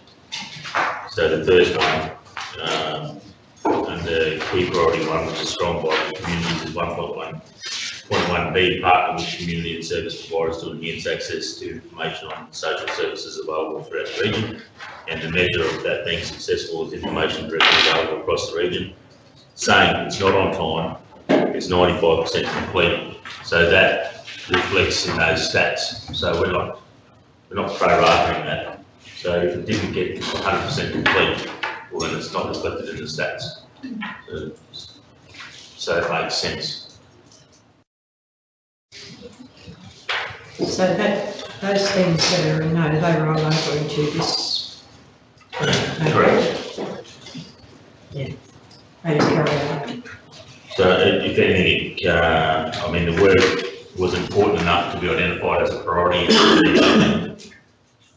Therefore, assume that it's important enough to complete it, so that will compound that reporting obligation and workload, I guess, for 18 and 19 until we get that work done. Ideally, one would think that we should be able to prioritise those hangover projects higher so that we can get them completed earlier in this accounting year, so that we're not burdened with them throughout the entire quarter that we'll consider for 18-19. It's in everyone's interest that we can get those things smashed, and some require explanation. So you'll see there somewhere at 99%. There's got to, there probably just needs to be something there to address that so that we can move forward and not be continually reporting on that because a tiny aspect hasn't been completed. It may well be that certain circumstances have changed so that the technical compliance with the KPI and the objective are no longer as relevant. I'm keen to make sure we try to close these out as soon as we can in this 18-19 year. Just one there, I don't know whether you're wrong over or not, there's a couple there. Got nothing done and no, on page 24, was achieve efficiencies. Those words there, I mean, that's something that we've been really harping on for the last 10 years, is achieve efficiencies. Let me just catch up to you, Councillor Nixon. You're on page 24. 129 of 302. There's two there, investigate and implement improvements to an inventory management, it's nothing. And the others? I can answer those through, Mr. Chair. The second one, in terms of the improvements to inventory management, there's the work in relation to looking at the stores has been rolled into a broader piece of work around managing our fuels depots, workshops and store environment. That work has been drafted and that's been ongoing for a number of months now. It came out of an internal audit that was conducted back in 2016 regarding fuel management. So we have a report coming forward in relation to the number of options that relate to that as we resolve those issues in terms of how we continue to manage inventory more holistically. We can address issues like vendor held stock where council will reduce its own stock holdings to rely on the private sector to carry those costs. So it The work shouldn't be a wasn't done zero. last year. Shouldn't be a zero, it should be that there's something happened there. But work hasn't been done about it directly identifying what the impacts on inventory are. It's just been rolled into a broader piece of work. So it is a priority and it's being worked on. It's jointly being done between Gerard and myself at this point in time. The previous item that you've raised in relation to strategic contracting, we have an idea of strategic contracting. Clearly, it's an option that's great, that's beneficial to the council, and I suppose we're undertaking an initial assessment as to how we can look at those options that might consider changing some of the ways in which we procure, particularly standing panels of suppliers. That evaluation has been ongoing, but the report hasn't been generated to look at strategic contracting, which is a significant piece of work and a change away from our current environment. I think what I also want to say through the mayor is that we have marked ourselves quite hard. None of us are in a spin or embellishment. The reality is that in those spaces lots has been done, but we're taking this quite literally. So with the strategic procurement under the legislation provides that option. We've done a lot of other things in the procurement space, and the local spend has been maintained and enhanced. However, technically, when you look at that particular deliverable, it hasn't been met. So we've scored ourselves quite harshly there. The same with the stores. As you know, I'm out and about in the field quite regularly. I've personally been in all of our stores. We've purchased new shelving in some cases. We've rationalised our inventory. We've done lots of things to streamline those operations and generate efficiencies. Yet when you look at this report, technically, it's sitting at such a low base. But in some respects, probably send the wrong message through these reports. And if the community were avid council followers and were judging our performance based on this, they probably wouldn't be happy with that result. So maybe there's some improvements that we can make to the way that performance measure is used, or how that objective is properly interpreted. Or if it should be there or reworded or something. True, as well. Just want to make those couple of comments, and I think that holds true. There's certain instances in here where we just didn't get done certain things that we should have got done, but there's others where we've generally marked ourselves quite hard. Okay. Any other questions, councillors? I think most of the information we do have a relevant reference to another point, and that's what Rocky said. I think just some of them just hasn't started. So. There were a couple of hundreds there that I thought they probably weren't completed, but anyway. The good news is that ain't that way. They'll be in the next round of reports. Yeah. All right, well, the recommendation, yeah, we've received that, so someone happy to move that? Moved by Councillor Brimblecombe, seconded. Councillor Roll, all in favour? Against?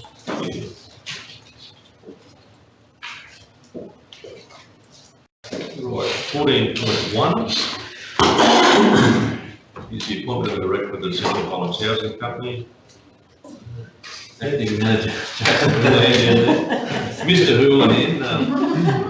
Thank you, Mr. Mayor. Good afternoon, councillors. So the purpose of this report is to formalise the appointment of a community representative to the board of the Central Highlands Housing Company. Council at its July 10 meeting resolved to invite Ms. Emma McCullough to the board of the Central Highlands Housing Company Limited to fill the position that's vacant from the community representative, Lisa Caffrey.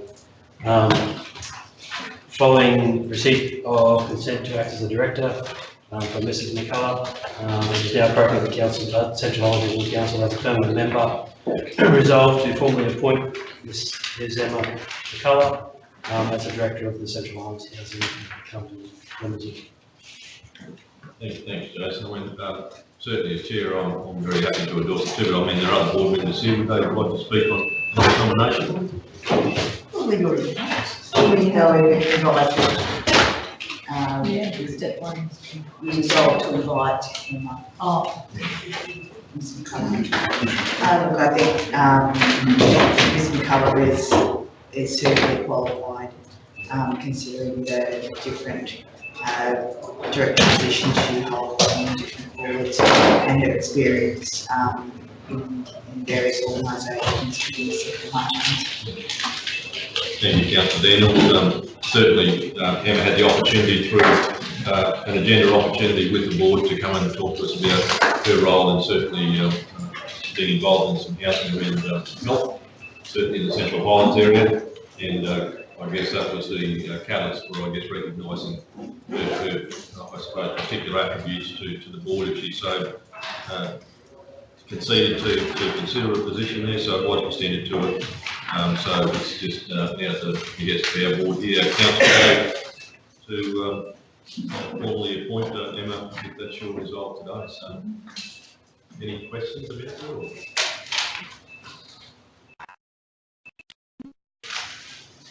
Would someone like to move that then? Moved by Councillor Sypher, seconded. Councillor Daniels. And that is that the Central Highlands Regional Council appoint community representative Ms. Emma McCullough to be a director on the board of the Central Highlands Queensland Housing Company Limited. All in favour? Yes. Thank you. Thank you, councillors. All right, item 16.1. Central Highlands Development Corporation Service Level Agreement, Quarter 4. General Manager Sandra Holtz is here, so Sandra, if you could lead us through. Thank you, Mr. Mayor, councillors. I'd like to present to you the fourth quarter reporting status update for the Central Highlands Development Corporation as required to deliver a report on the measurable activities identified through the Service Level Agreement Schedule B. That was endorsed by Central Highlands Regional Council on the 26th of September 2017. So the service level agreement has been made between CHRC and CHDC for the provision of economic and tourism development support services, and the agreement recognises a multifaceted relationship between the organisations and respond to, firstly, the council providing financial resources for the conduct and delivery of activities that facilitate economic development and promotes the development of tourism for the region, and that CHDC applies the financial resources to deliver agreed services to maintain a leadership role in fostering economic development, including tourism in the Central Highlands region. The SLA requirements respond to the identified categories of the CHRC 2017-18 operational plan of key priority 3, supporting our local economy, which includes facilitating investment and employment opportunities, supporting the CHDC to facilitate networks and partnerships between local businesses, industry groups and government, promoting the Central Highlands as a region for tourism and development opportunities, advocating and supporting development of the region as a regional hub, and 3.2, facilitating opportunities for existing businesses and emerging industries to consolidate and grow. The aim of the agreement is to foster a close working relationship between the two organisations for the mutual benefit of each organisation's key stakeholders and the economy of the region, promoting consistency of service delivery and communication between the organisations and leading to more efficient business practices and greater transparency, and strengthening the support for each organisation to enable clear, consistent, successful economic development and tourism development services for the region. I'd like to present the following report, which has the status update for the key KPIs and the activities of the Central Highlands Development Corporation operational plan. I'll take that as read, but I'd like to just point out some notable achievements and outcomes for the year in relation to the activity that CHDC and CHRC have been involved with. And that is that there have been 550 business visits for that financial year, 52 industry partners involved in distributing 70,000 copies of the Central Highlands Visitor Guide for tourism, a partnership with the Department of Agriculture and Fisheries of $100,000 for a particular response to our agribusiness program, 2 international camels to India and China, China in conjunction with the Bank of China and the opportunities provided there, 10 successful events delivered across the region. There are currently in excess of 700 businesses registered on the CHDC Business Directory. There have been 1,850 searches on the Business Directory. In that financial year, there were over 900 tenders advertised via our weekly e-news and on the CHDC website and directly provided to the businesses registered to receive those tenders, of which there are in excess of 800 businesses registered to receive them. We've been successful with attracting grants funding of $798,000 for that financial year. 160 contacts on the newly established agribusiness database and over 1,500 contacts on the CHDC e-news distribution list. And just as an overall note for the region, there has been over $501 million paid in wages to more than 4,100 direct employees in the region, with an additional 9,000 employees supported through the supply chains and local spending of the region. And we've had an 11% year-on-year increase in number of tourist visitors throughout the region.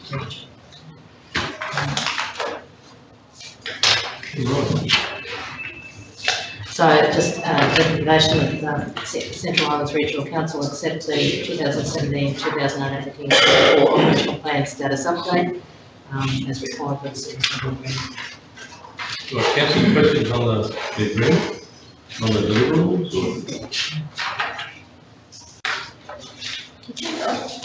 I have a question on page 143 of 302. The development of mine trial sewers, in that document there, are they happening? No, we've been waiting on BMH. We've got to do some interviews and some media clips with interviews from miners supplied by the company. So we've been waiting on the supply of those miners. They're all ready to go. Yeah. The collateral's been developed in draft. So once we have that, that'll be, it's been waiting on the company. I think it says, just have a look at that again too. Day one day two is to be scheduled for weekly departures as of April. So that is the plan. Oh, Yeah. Yeah, but we haven't been able, that's part of the agreement with the funding body. So BMA funded us to do that, fully funded us to do that program.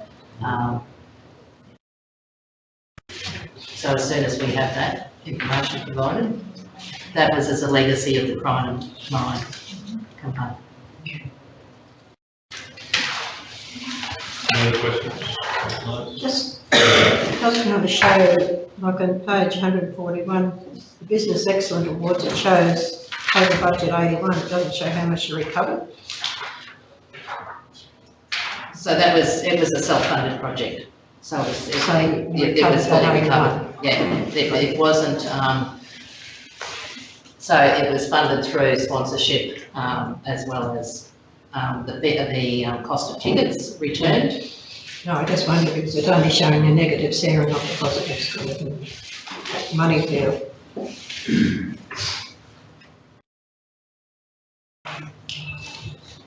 And look, that report it'd be good if it did show a few of the negatives as well as the positives, and also where the funding's coming from, like you just explained would be a no sponsor or something. But when you're just reading this, it doesn't actually show that. So.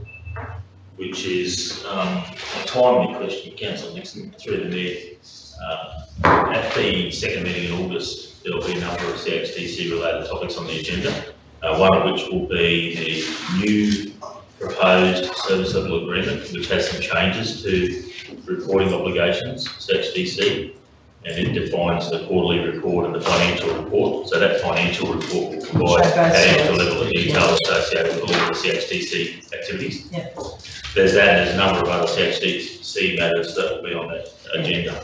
So this is really the wrap up, wind up of 17 and 18 SLA obligations.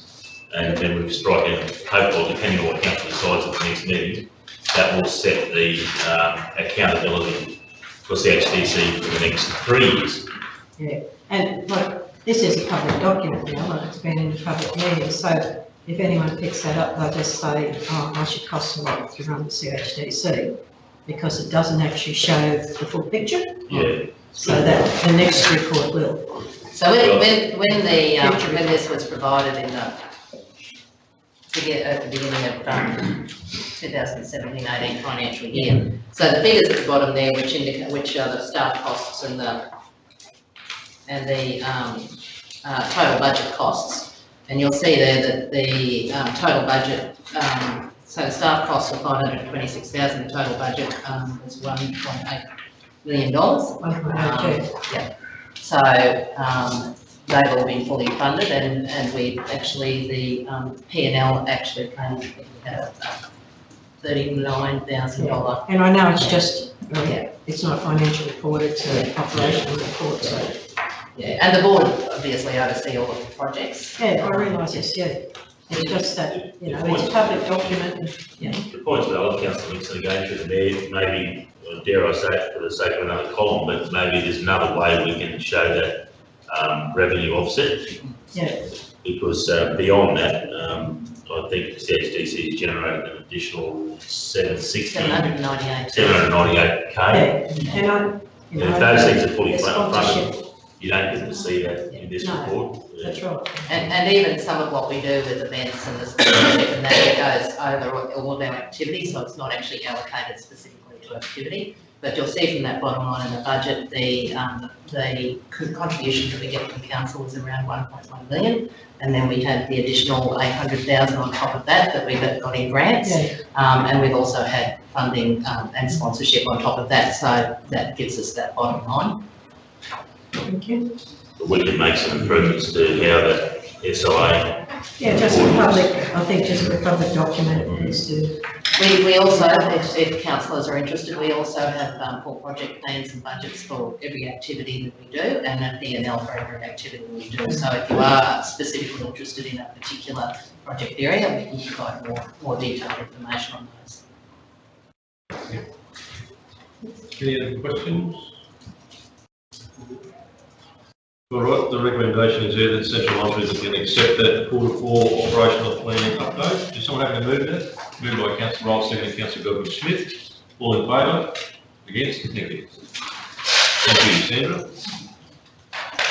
Right, Mr CEO, that gets us back to 17.1, which is the LGAQ annual conference call promotions. Thanks, Mr Mayor. This is definitely going to be the highlight of the day. There's a lot of interesting things. A lot of interesting things in this report. I must admit, when I read these motions, I thought, wow, I wonder if this will get up. So, if I could introduce the report first by saying that our annual conference, or the annual conference of the LGAQ, which is the peak body for local government in Queensland, will be held in Brisbane at the Convention Centre late October. And what you have before you is 14 proposed resolutions for submission to that annual conference. Now, I don't imagine that they will all get up, and if you've read the report, you'll note at the bottom of page 2, or 151, I've made a bold note that says that these motions do require scrutiny, not letter by letter or grammar. It's more number one, do you want to put it in? And then number two, does it capture the intent? And you don't need to word it for us. It's a matter of just saying, yes, include that, but tidy this aspect up and we can fix it. But I'm saying that they do require scrutiny by council.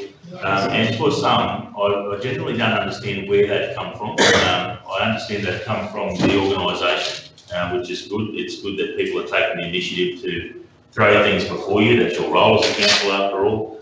That said, they're in here for completeness. But I do believe that we should spend enough time on here just to look at each one of these to say in or out, and if it's in, what aspects you'd like to amend. The other things that are in this report, a copy of the latest policy statement from LGAQ. It's a good document. I encourage you to read it. Some of you would have read it already, but it's broken up into sections around governance, finance and admin, workforce relations, environment and health, planning and development, community services and social policy, infrastructure, economics and regional development. And under each of those sections are is the latest policy position that's been developed over many years by contributing councils through that annual conference process. So the reason we put that in there or make you aware of it is sometimes you can start your thinking around an existing policy position that you would like the association to change, or you might want to embellish or add to it.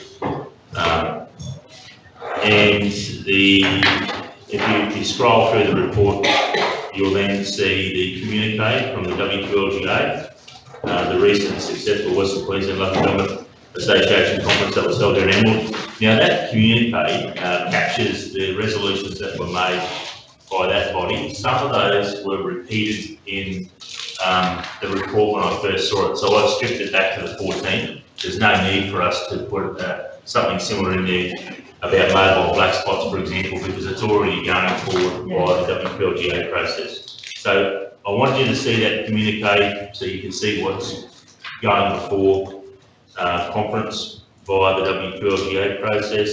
And then the fund starts on page 215, which is each of that's the first of 14 motions, and I encourage you, Mr Mayor, to lead council through each of those, and we can make a judgment as to whether or not we want to advance it to the conference. Thank you for the encouragement.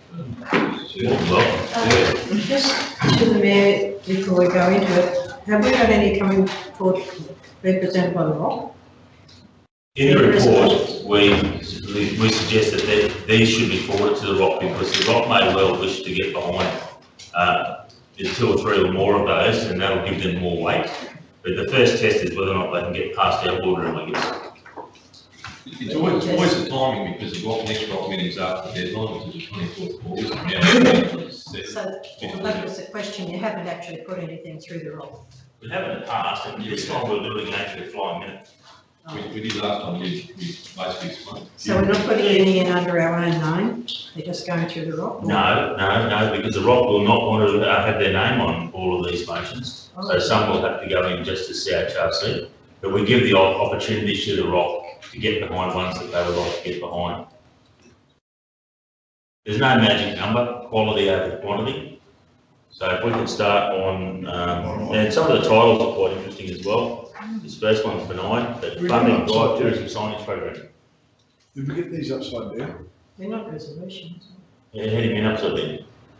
We'll start at the bottom on the list. Oh, I haven't got them there.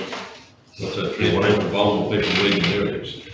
I don't mind where you start, where to start. Yeah, that's what I reckon too. Start with a clean slate. Are we on 215? That's you advised that was the fund page, so we've gone up to there. So that's funding that drive tourism signage program. Yes, I agree with that one. Yeah. Definitely need that. Any aspects you think that aren't covered, that you don't want covered? No, I think you've got to cover them all. All right, well, we'll run a ruler over these as, just to make sure the language is professional. Can I just say, just add to the discussion that Sarah Buckler certainly encourages us to listen to. Wasn't it, Brendan? Now go on. Sorry, add to the first one. Well, to reinstate the drive tourism signage program, is the drive tourism signage program what we want? If you're just going to reinstate something, So we've got the Grading Lane Way signs, what other drive-tours? Well, some of them are looking bloody shocking, you can't read them. That's not the point. Jason is actually the man that I was going to put on the spot, because this program did exist before and resulted in a lot of our new tourism signs, so Jason wished to Yes. give the reasoning behind that motion. Thank you, Gerard, through the chair. So the 2015 program was from the state government, which initiated all those brown signs that we see at the moment, the Carnarvon Gorge picture signs. Selma Road has the Lake Maribyrnong signage, so it's about reinstating a consistent funding to pick up the signs that the RMPC does not have funds to cover. It's also, media suggested that program be extended to include some of our green signage, white on green. Again, the lower order in the hierarchy of signage that doesn't get picked up by the RMPC. So it's a reinstatement of a consistent program with the inclusion of broadening the scope of that program as well. Yeah. 100% agree. And if I need to tidy up the wording, I can, to make that more clear, I'm happy to do that. Yeah. So it's in page 217, is A title. No title, is this replica of the one that went to the ALGA? This is actually the framework we took to the ALGA. So it'd be safe for the use of the year. It's been done, or it can go again. Provided council's happy to submit to the state conference. So that was a framework around the potential of compensation that may spring certain from the Timber Creek. Those that attended that conference here. Well, and I did actually do some lobbying there with Mayor Al Lacey, a couple of others just around what his thoughts were in terms of as an Indigenous mayor, and certainly what his thoughts were, and he was very supportive. Has that been past Gilbertson? Yes, yeah, we took this as what the ALGA has passed. The next one is Queensland Audit Office Performance Report. Jason put this one. Yes, this is about introducing the concept of community consultation and involvement to rating. There are other states in Australia where communities are consulted in advance of budgets being struck around rates and charges and their value, just seeking the government's inclusion of LGAQ and local governments into any decision making around that. That one in? Agree with that?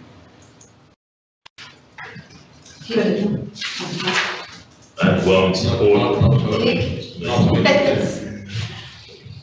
Does it tie in with the next one? What's the next one about?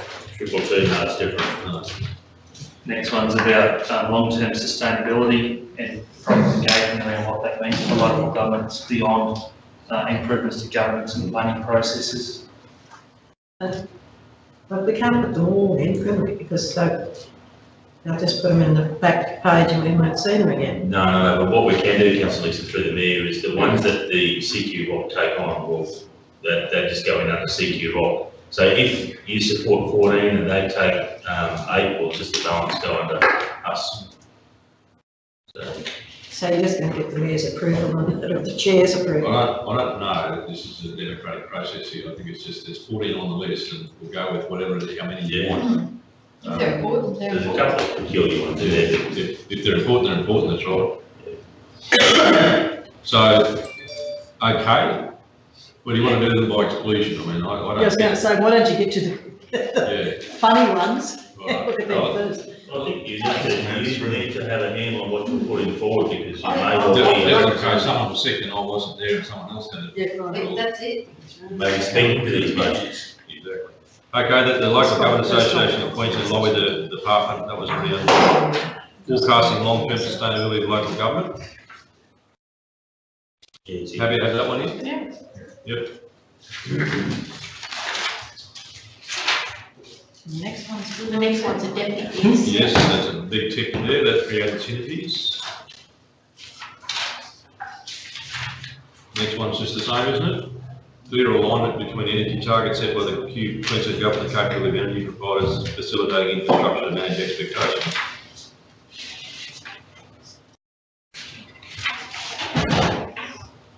How does that relate to us?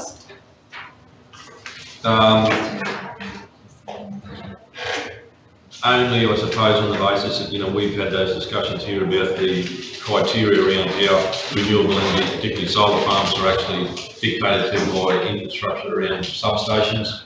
Do you in fact want to increase the amount of substations to support potentially more renewable energy? I don't know. Kirsten's here acting in Daniel's capacity, Mr. Mayor. She might like to make a comment. Thank you, Scott. Through you, Mr. Mayor. So the renewable energy targets were set by the state government in that paper which they released in November 2016. So that's the 50% renewable energy by 2030. So similarly to the zero waste to landfill by 2028, these are targets that are set by the state, which then councils have to meet. So with that, it's working in with our planning scheme. So we have the TLPI for renewable energy facilities. So it's about making it easier for renewable energy facilities to come into regions where it is suitable for them. So I guess in terms of CNH, Okay, have you ticked that? Well, tick.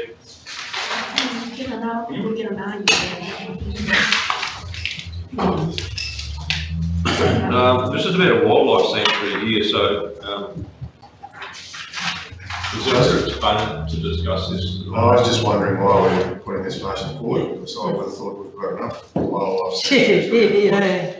Scrap that one. Scrap. We have Blackdown, Tamberlin, we have Carnarvon, which is a. We've got all the national parks.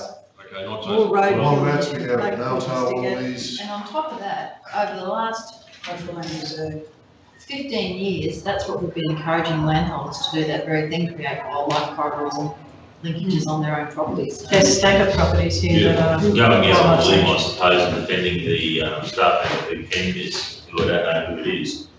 This does talk about being close to a township. So No, we've said no. Enough trouble in droughts without this during the.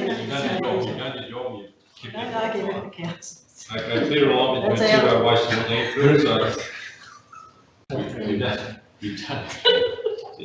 Clear alignment between the zero waste to landfill target by 2028, so what? Haven't we already got one? Person just talked about. No, we've got one that sort of covers that. We had no choice, have we? Haven't we got one that all sort of covers that, mentions that, the one before? That's the renewable energy target. This So, is- sorry, I was just This is zero waste to landfill. Yeah, no, well, we've got to do it anyhow, I've set the targets. but I think we all understand that it's probably impossible. This is about, The rock will. So we cannot do it. It's not that it's impossible. At this stage where we are, it's impractical. The rock will support this because there's some talk there about the actual target numbers, about the caps for the 10,000 tonnes. 10,000. So that's going through the rock. Per shot. Sorry, 10,000. So happy to support that? Well, are we happy to, in a bid to move towards a European model of turning waste into energy? How long are we going to take to get to do that? So do you want to stay out of this space? I see against it for our region. Right. the mayor could take that forward through the secretary, with the rock anyhow. Yeah, I sure. don't want the waste levy coming in this. See ya. It's coming. See ya. Yeah, but. Missed by that much, Margaret? Hey? You missed by 6 months. Yeah. It's I here, but understand that, but I think more work needs to be done in that area because it's just, it doesn't matter. And that's what this resolution's about, Well, about that's right. seeking clarity. Yeah. And we will get probably a rock resolution to maybe get us some endorsement. So we let it go at South Chase. Gladstone's already accepted it, and it's moving, that's his policy, so there's councils in the region accepting it now, so you just need some clarity of exactly what does it mean? Well, the background is sort of. 231. 231. No, yeah. Starts to leave absence on the time, and it's busy, so. All right. See you all later. Thanks, Ken. You good? All right. All right, and councillor Daniels has got to go too very soon, so. Increased penalty units for littering and illegal dumping to act as a deterrent for individuals and corporations. Well, Isn't that the what- thing is, who's going to police it? Isn't that what our I mean- Legislation law in six place is? already. They just want to We can't, like Clean Up Australia is not allowed to go on the main road. Since the cattle have been along the road between here and Threshold, the litter is just enormous. And I'm going to go along and pick up some of it, but you're not allowed to be on the road to get it. You know, we need more bins or something. I mean, we've got to do something for ourselves. Well, people We just can't try go, to- we can't take the responsibility of this because we just can't police it. But isn't this doing just what you want to do? While there's a big focus on waste, what would you not want to go get the units up? So I don't know what we're going to do, but well, we're just, you know. I think it's a good time to, you know, reinvigorate a campaign around roadside littering. oh, so do I. Make that a motion. Hate to say it, but in the motion, can you please change unites to units? No, Yeah. on you, Like every know, day. Well, how did you find that one? Where's the? It's in the A campaign. In the motion, increased penalty Right. unites. All right, so we might do some work on that one. Yeah, that'd be Well, good. And incorporate the road side. Incorporate the road use. Yeah, you need, Education program. yes, Yes. All right. yes. Probably All not. right. So we're going to have a slight amendment to that one, Marnie, but right, prevention of a recycling failure. Sounds dramatic. It does, it's out prevention of there. I take recycling. tablets for that every day. Should have market failure in there. We've already got it. We can't put it all into that one. Do you really, Mr Mayor? I take it. So through you, Mr Mayor, an extension of this, now that we have local law 6, which we've resolved to make today, this could be likewise with the littering component, subordinate local law, where we do introduce things, so contamination within people's recycling bins, so we can actually take enforcement action from them in terms of contamination within the bin, so we can start doing audits and things like that. So I think we need a really big education program before we start bringing in local law. You can't bring in the law then just crack the whip on them. I think there's a huge education program that we need to do before we introduce another local law. Have to control it. through you, Mr Mayor, that is budgeted within the 2018-19 financial year, so education is a key component of. Yeah, well, let's get the education done first. Yeah, but I think they're hand in hand because there's no point educating people about recycling if there's no market for the recyclables. Exactly right. Well, So- but doesn't this relate to the fact that we have a recycling regime in place, and this is a risk around the failure of what's just partially happened with the Chinese embargo on these things. And it's to try and encourage the government to look at policies that incentivise recycling, so that there is some, Well, let's say that then as well, Steve, because I think that's important. to support the market for recyclables. Investment in, basically markets or alternative uses for, like what we talked about with, you know, the refining of glass to use. So amendments to Not just the recycling. recycling failure of the recycling in the current market, but it's incentivising And support the reuse of recyclables in new and innovative markets. That's right. The next one is create a bold, and it's in bold, like italics. It's iconic symbol for Central Highlands Regional Council through the use of a bold and geological, I'll spell it correctly before you get to it, Councillor Rob. Yeah, thanks. Statement unique to the Central Highlands. They want to go wrong. Can I just ask, is that what LGAQ ordinarily do, go chasing pieces of petrified wood councils? So is it? Would that be, that would be your That's last one of those resort? peculiar ones that Yeah. Yes, I mean, I think that's When you embarrassing. try yourself to go and chase your wood and then if everything else fails, maybe you might. I've got a petrified tree in my backyard. Is that the Well, petrified? There's more petrified rock in this I area. think we might just drop that one out. Cut it. Okay. For God's sake. Reconsideration of, I think that was a test and Scott was testing, reconsideration of the Stock Route Network Management Bill to reflect the submissions and finding of the Commission.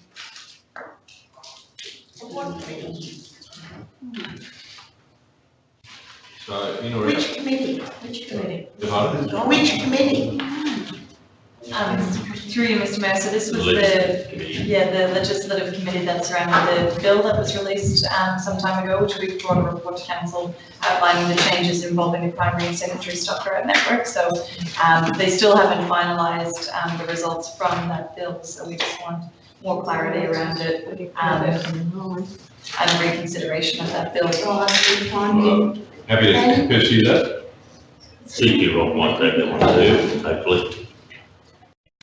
We've got some very good practical experience with that. So are you going, We might run that to the Rock. I think you might, because if you start saying that the legislation is flawed and they're going to say yes when you do, Yeah, well, you're going to go through so many. Yeah, there's political sensitivities around some of the stuff, for sure. But we're not saying it's for the committee, but Yeah, I know. there's flaws. I know who's the committee is to. I know that it's got politics all over it. Yeah. So, We'll what take we're it doing to is the we Rock. don't do it, but we channel it on through to the Rock. Disability access improvement in rural regional areas. So, can you just explain this to me, because I just don't get this one. Advocate for specifically designed and funded operations, which I presume you're referring to NDIS providers, that will enhance the access requirements and livability for people with a disability living in rural and remote communities. So did this come through some of our So that CRPs or? is driven now as a business.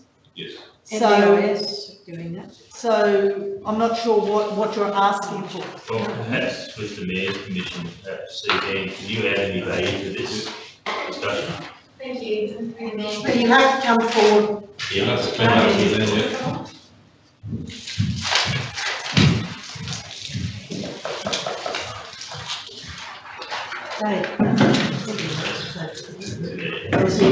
NDIS is short funded in the operation, so for Yumbabimbi to expand, we've got to watch our operational overheads. That's why you've got individual checks. So it's a business model, not government funding, so I'm not sure. Councillor, we'll get a Suzanne update. Yes, so thank you, through the Mayor. This motion was progressed through feedback that we've received from the community, because although, as we've identified, there are business models that are being put in place to assist people with disability, that we believe that there are people that are going to fall through the cracks and that there won't be enough support for everybody who will be looking for that support. So it's activities you want funded, not the service providers. I think we really want to look into the whole picture and see, to make sure that... You're not clear in what you're asking. You obviously don't understand the NDIS, and I do because I chair Yumbabimbi, and I'm very well aware of how it's structured. What that is asking for is funded operations is your NDIS provider. So if you're looking for more services for, and I know this has been driven through autism, so if you're looking for more services for autism, that's not operations, that is services, that's not the operations. The operations is NDIS providers, and then they have to go out and source the service that they want to access. So I've got autism and I want to go to a sensory park, then that is what you need funded. You need funding for a sensory park. Councillor Salford, can you suggest some appropriate wording to improve that?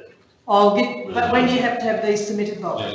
I'll do them tonight. Get some more words, yeah. I think in its simplest form, we've got residents in some communities, I'm thinking specifically of Chiringa now, where council has injected itself into that space to provide activities for seniors, and it would be good if there was some government support or an official program to roll those services out under. So who you should be talking to? You should be talking to Yumbabimbi. I'm already getting them to expand into Blackwater so that they can start offering, because Blackwater's got no NDI services. So Yumbabimbi is expanding into Blackwater 2 days a week. You need to talk to your operators, and Yumbabimbi is not the only one. Don't get me wrong, there are other providers in this region. who provide NDIS. So you need to talk to those service providers and encourage them to expand out into your regions. You don't need it to be a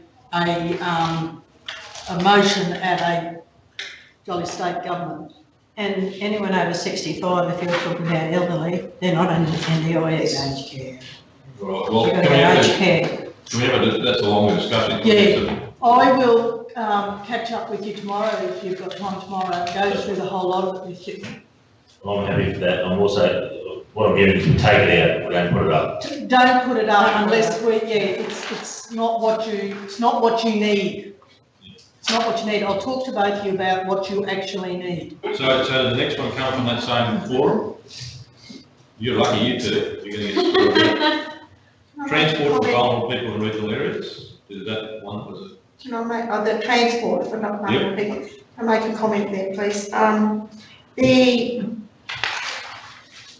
There's a transport, or there's a group of people that do transport from Gladstone to Rockhampton now, talking about a bus, goes a certain time every morning, comes home in the afternoon, whatever.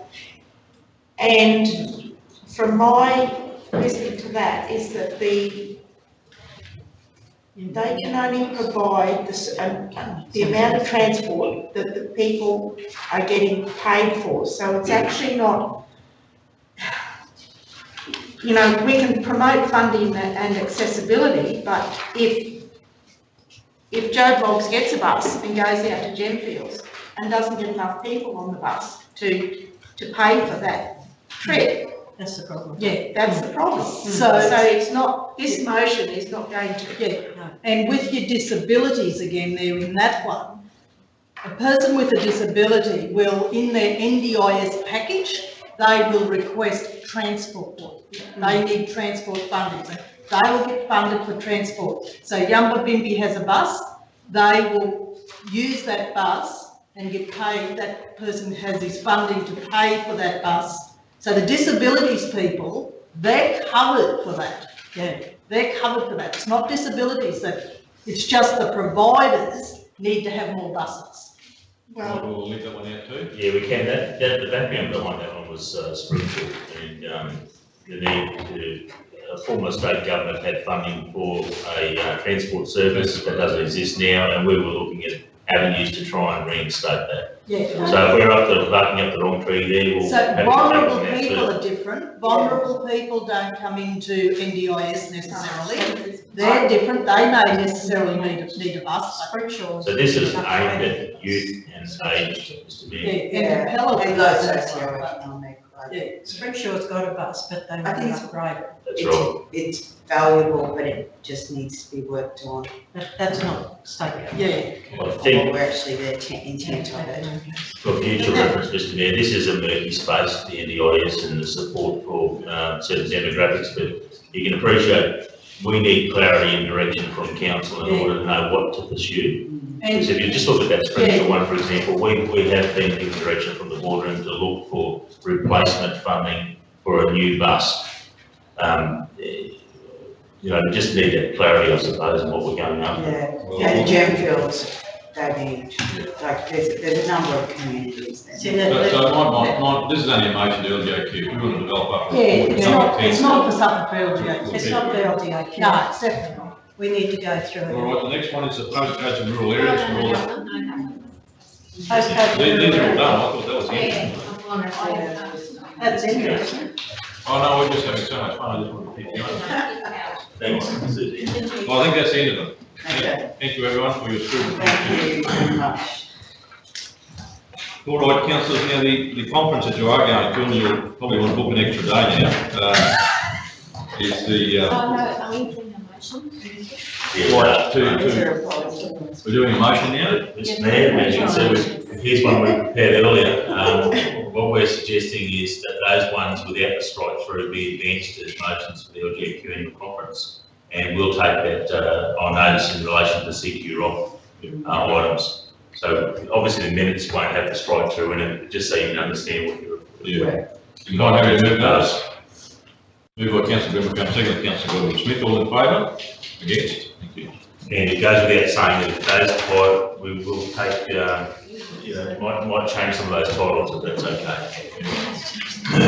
All right, so conference. Yes, Mr Mayor, councillors, I want to draw your attention to page 247 of your agenda. I won't labour the introduction, but this is our opportunity to select some representatives to attend the annual LGAQ conference at Brisbane.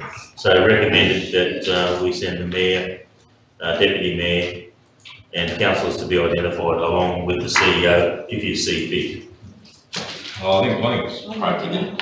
The operation works when your CEO is present, it works well. And he takes the notes. Normally he's sick at those things anyway. And records So with it's great a diligence the results of all the So it's 29th to 30 June, councillors are listening up. So, well, you're in, you'll be noted. Councillor Nixon, Councillor Roll, Councillor Brindlecombe. I'd have to come home on the morning of the 31st. If that's Right, so councillors, that's it? Then Roll, Brindlecombe, Nixon, all good? Any more? All good. All right, so that'll be, that recommendation will meet money, you got those in there? Yep, okay. Someone happy to move those? Moved by Councillor Cypher, seconded. Councillor Roll, all in favour? Yes, thank you. Right.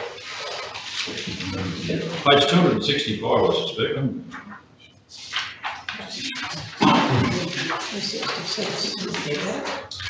It's 266. Is the departmental updates with Kirsten, or you're the representative now from the planning communities and all things good department? All right, Kirsten, lead off. Thank you, through you, Mr Mayor. So the three departmental updates from the development and planning team that have come before General Council relate to an update on the Blackwater relocation project. So in relation to that one, so the work is still being undertaken by EDQ to open the facility. So we will hopefully have more of an understanding on that in the next 10 to 12 weeks. The next one relates to innovation funding. So we have provided a couple of updates to Council about the progress that we've made in terms of innovation funding grant applications that we've submitted or we're going to submit during the pre-lodgement stage. So on 2 weeks ago, we did submit the 4 applications that we had submitted through the pre-lodgement process to seek funding from the Innovation Fund for a web-driven planning scheme environment. So that is just to help our community understand the planning scheme a bit better and move between the planning scheme online in a more interactive fashion. Planning scheme interactive mapping platform. So currently we don't have any mapping platform external to council for our residents or other community members to utilise. So this is seeking grant funding with that. So in line with the upgrades to mapping through the Toto project, this will be an externally facing programme. The third one is relating to a local heritage planning scheme study for improvement. So you might recall in the report that we took to council on the 29th of May, updating on the major and minor planning scheme amendments. One of them is for a local heritage amendment, which would be through a major amendment process. So this will help us with the study that's required to undertake that amendment. And then the fourth one is an infrastructure charges calculator. So again, this would be an external facing component to give our community a better understanding and kind of demystify the infrastructure charges process and what will be required in terms of the development application. So for instance, if someone wanted to do a multi-unit development with 12 units and they were debating whether or not they choose 2-bedroom units or 3-bedroom units, they can, this calculator tool would facilitate that so that they could finalise the scope of works in terms of the economic viability of what it is that they're proposing. The third one is just an update on the non-conforming building products task force. So we're hoping to get more information to council in mid-September from the task force. So we will continue to keep council updated in terms of where we're at with those buildings that have been identified and what actions need to take moving forward. Any questions there? No, that's good then. Yeah, that EDQ's taking their time, aren't they? Expect it's a good reading. No other questions, councillors? No, that's good. Okay, well, there's a recommendation there that we've received those, so someone has to move those. Moved by Councillor McIntyre, seconded by Councillor Nixon. All in favour? Yes. Thank you, Kirsten. Infrastructure and utilities. Thank you, Mr. Mayor. Councillors, I nearly want to say this is time to celebrate. Two annual reports, obviously the LDMG one is a legislative requirement, but there's also one for SES. I will not go into the detail of the report, but I do want to focus on the attached annual reports, which really celebrate the quiet achievements of our SES and our SES volunteers and what happens behind the scenes and quite often goes unnoticed. So I'll just fly through a couple of high points. Our volunteer base, we have 78 active members across the region, a couple of volunteers on probation and 6 reserves. It's still a challenge to try and keep those numbers up, but that's a pretty good turnout for our services provided over the area. We are operating with an asset base of about 6.7 million, so it's by all means not a small operation. A lot of upgrades across facilities. I don't want to go through all of them, but we do know that we've basically got a complete new facility in Blackwater. Capella had some work done to it. Doringa and the stage 2 rolled out, plus amendment of existing facilities. Springshaw had a new kitchen added, and further back, Ralston and Gemfields added new facilities. I actually don't know why it's in the account report, but nonetheless, a lot of plant, which is not solely funded by council. We are fortunate that we've been very good at extracting several funds and grants. Such things as a new half cabin rescue trailer for Springshaw with 17,000. New Swift rescue float boat, about 70,000. Capella also another half cabin trailer rescue trailer. So those donations or grants does provide us infrastructure and fleet that we otherwise would have had to fund out of council revenues. We briefly touch on the Energising Queensland launch, where we've also been successful in picking up Ergon funds out of a pool of 200,000 for the whole state. So quite a few good additions to our services we provide out there. There's been, if my count is correct, about 12 activations over the last financial year. We're very active, especially this year in the community education and resilience space. There's a list of all the events that they've been to. It's also, again, it's not active service, it's the volunteers turning up on the day to share what they do with the community. I've been to a few of the events and express my gratitude for the team that's turned up.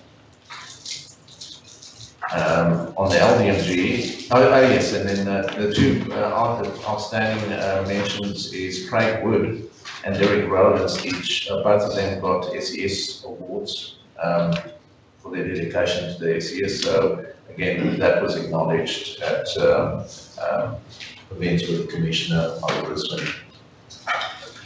LDMG, I won't touch further on what the required reporting is, but it just touches on all the initiatives they're currently involved in, the fact that we've been rolling out extensive additional flood gauges and rain gauges, and some water fair safety warning systems, but that we won't acknowledge as being our achievement. And then we started doing work in the bushfire reduction burn space. I'm doing that reports. Any questions on those? And I respectfully suggest that you could ask a really curly one and it might stump the road.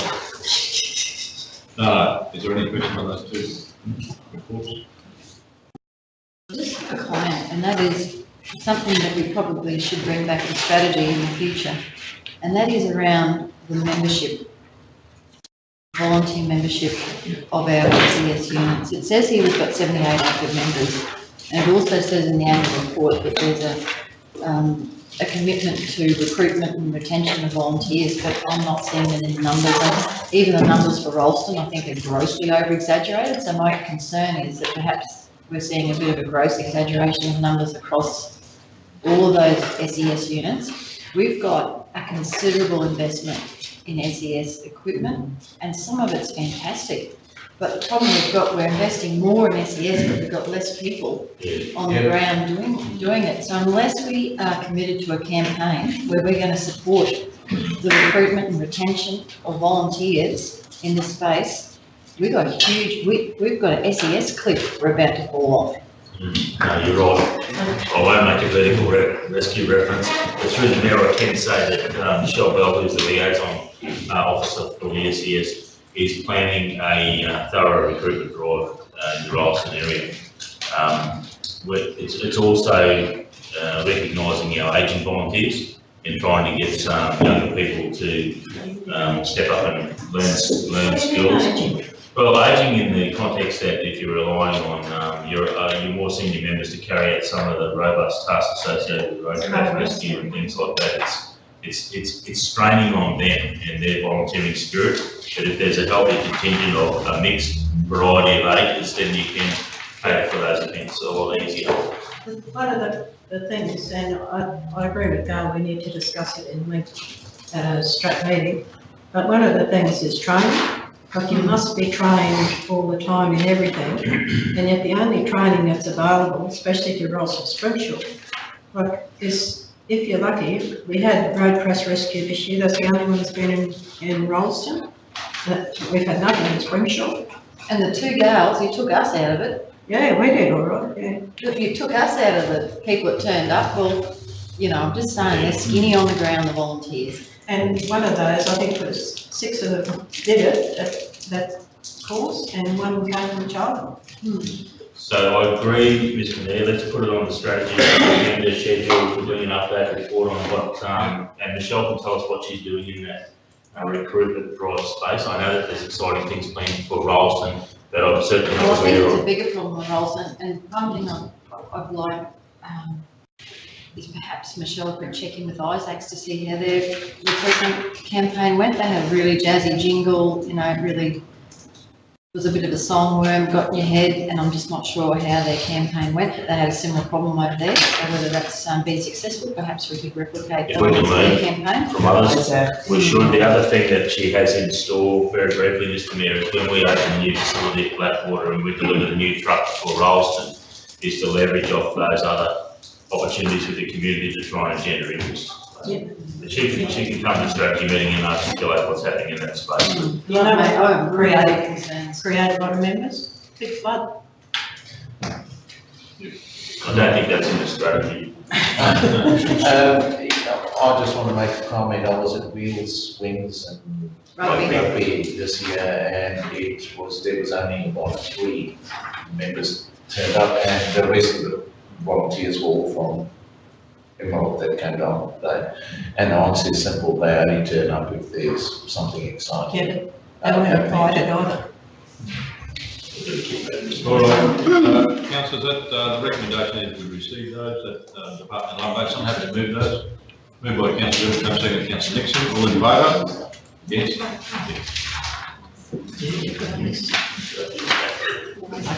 Right, move with Mr. Brendan Kane.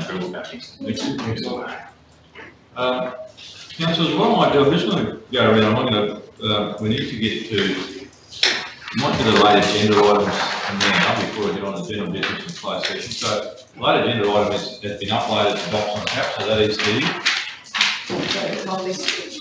3 committee recommendations, the minutes of finance and infrastructure, communities and leadership and governance.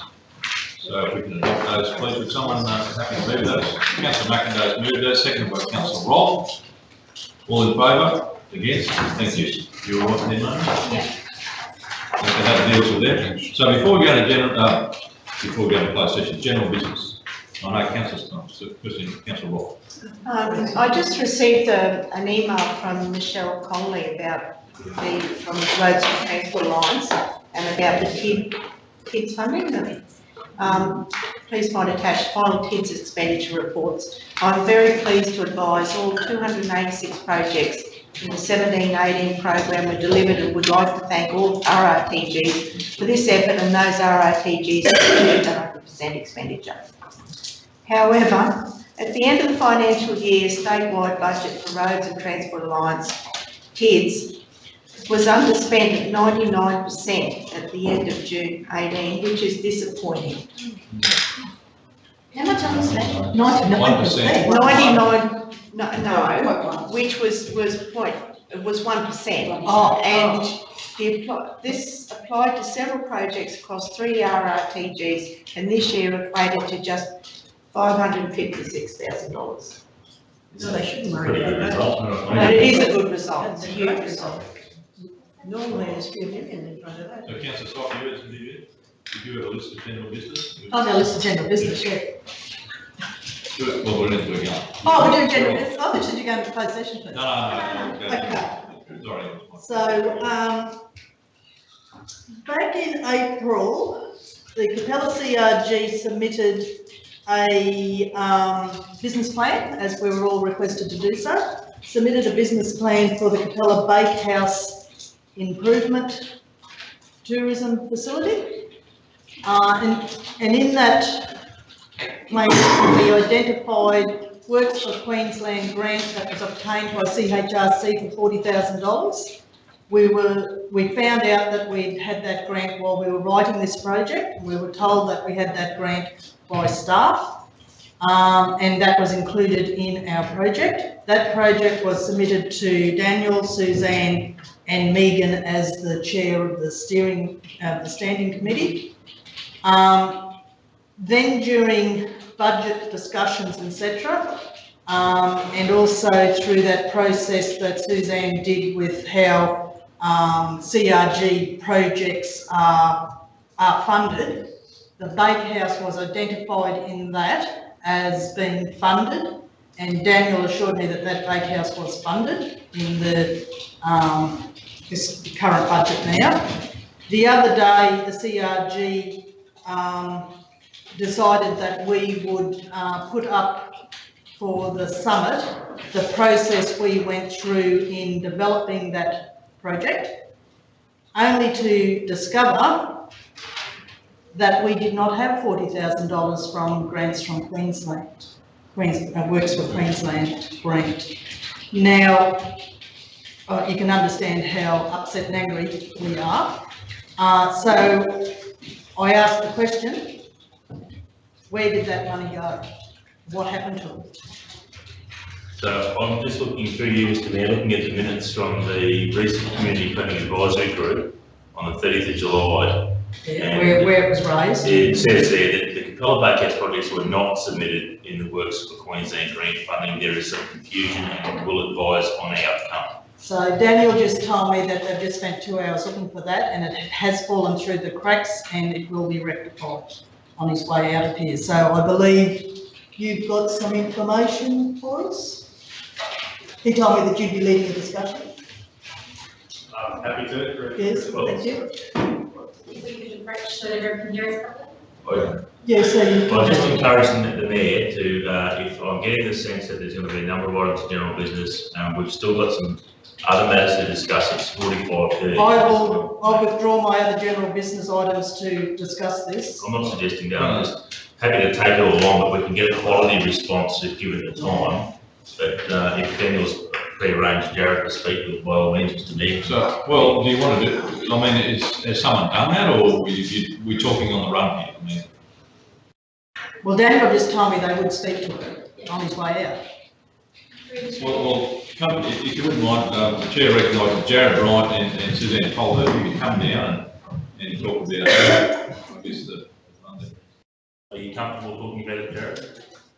Certainly, I don't have a lot to add, unfortunately, simply on the basis of the investigations that predominantly Susan and I have undertaken this afternoon when it was brought to our attention that it was an item. So through the information that we've been able to obtain, it appears that it is an item that has slipped through the cracks and that hasn't been considered.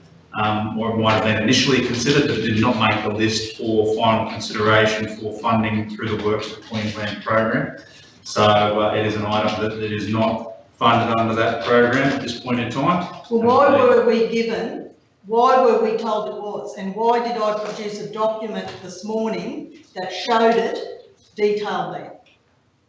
I can't answer that question. I'm sorry. Well, I provided a document this morning that showed that funding for that project. So again, through the Mayor, as I understand it, the document that you've provided was an initial bid for that project. So I have seen that, which was requesting the $40,000. So yes, that is correct. Unfortunately, like I said, the item did not make its way forward for consideration under Works for Queensland. So then my next question is, then Communities Department went through these projects. Now you and I discussed that $40,000 because I was sitting in your office when you said to me, I don't know who put in for it, but you got the 40,000. Now you told me that, and you have sat there, your department has sat there with this project where that has been identified as Works for Queensland grant obtained through CHRC, $40,000 in this project, clearly identified, and not once has anyone said that money wasn't there. I was only told the money was there and to put it into this project. Through the chair, Councillor Slifer, as far as I was aware when we were talking about the project plans, the money that was identified on that plan I took as written. So I have never actually gone back and looked to see if that money had been approved. I took your plan with that money on it. You told me we got the money. You're the person that told us we had the money.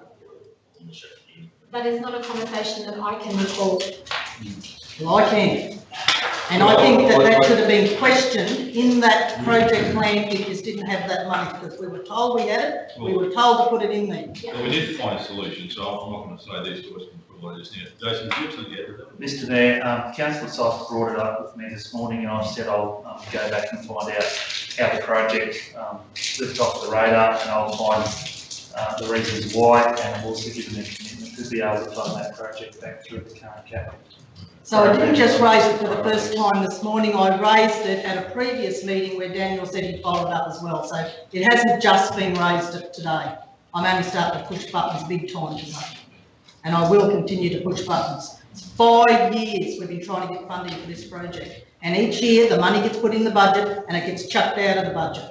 Well, the building's falling down now. It's not funny. Well, as long as everyone agrees that it's got to be in, I mean, within, you know. Well, every year it gets agreed, it does get agreed to. That's glad you said that, Mr Mayor, because that's what needs to happen at our first budget review. We'll have the information and council can make the decision then to reinsert the money. That's what. And I mean, the benefit of all of us, we probably need to see what the project plan is. Exactly. And the reality is, we've all seen those Works for Queensland lists, and I've never seen the cat's closet on there, so I never thought she was getting funded at all, but, you know, you've obviously seen. Yeah, well, it was.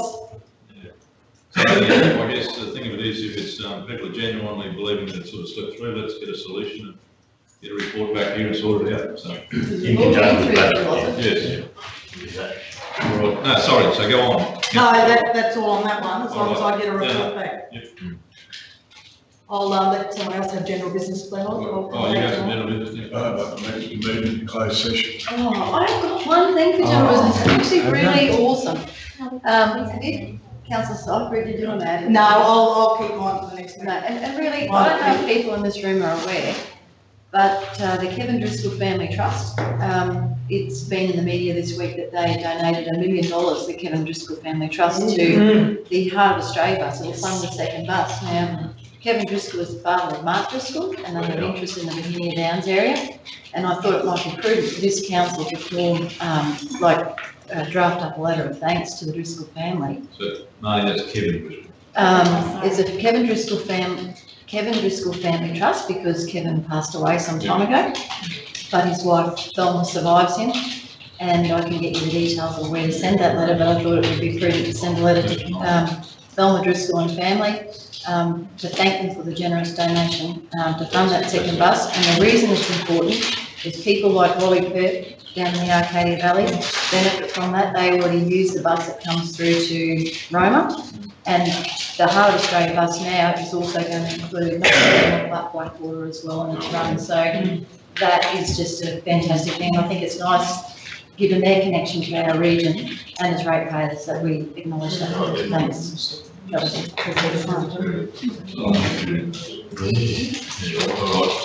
Gail will draft up a letter of recognition of that wonderful donation. And certainly they wouldn't have done it for recognition. I think it's, there's great benefits.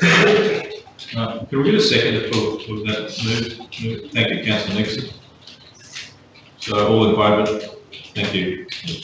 One quick one, Mr. Mayor. You'll be aware that we were successful in our recent, regional training awards with Michelle Doherty, and the state awards coming up on the 8th of September. And it is a little bit tardy.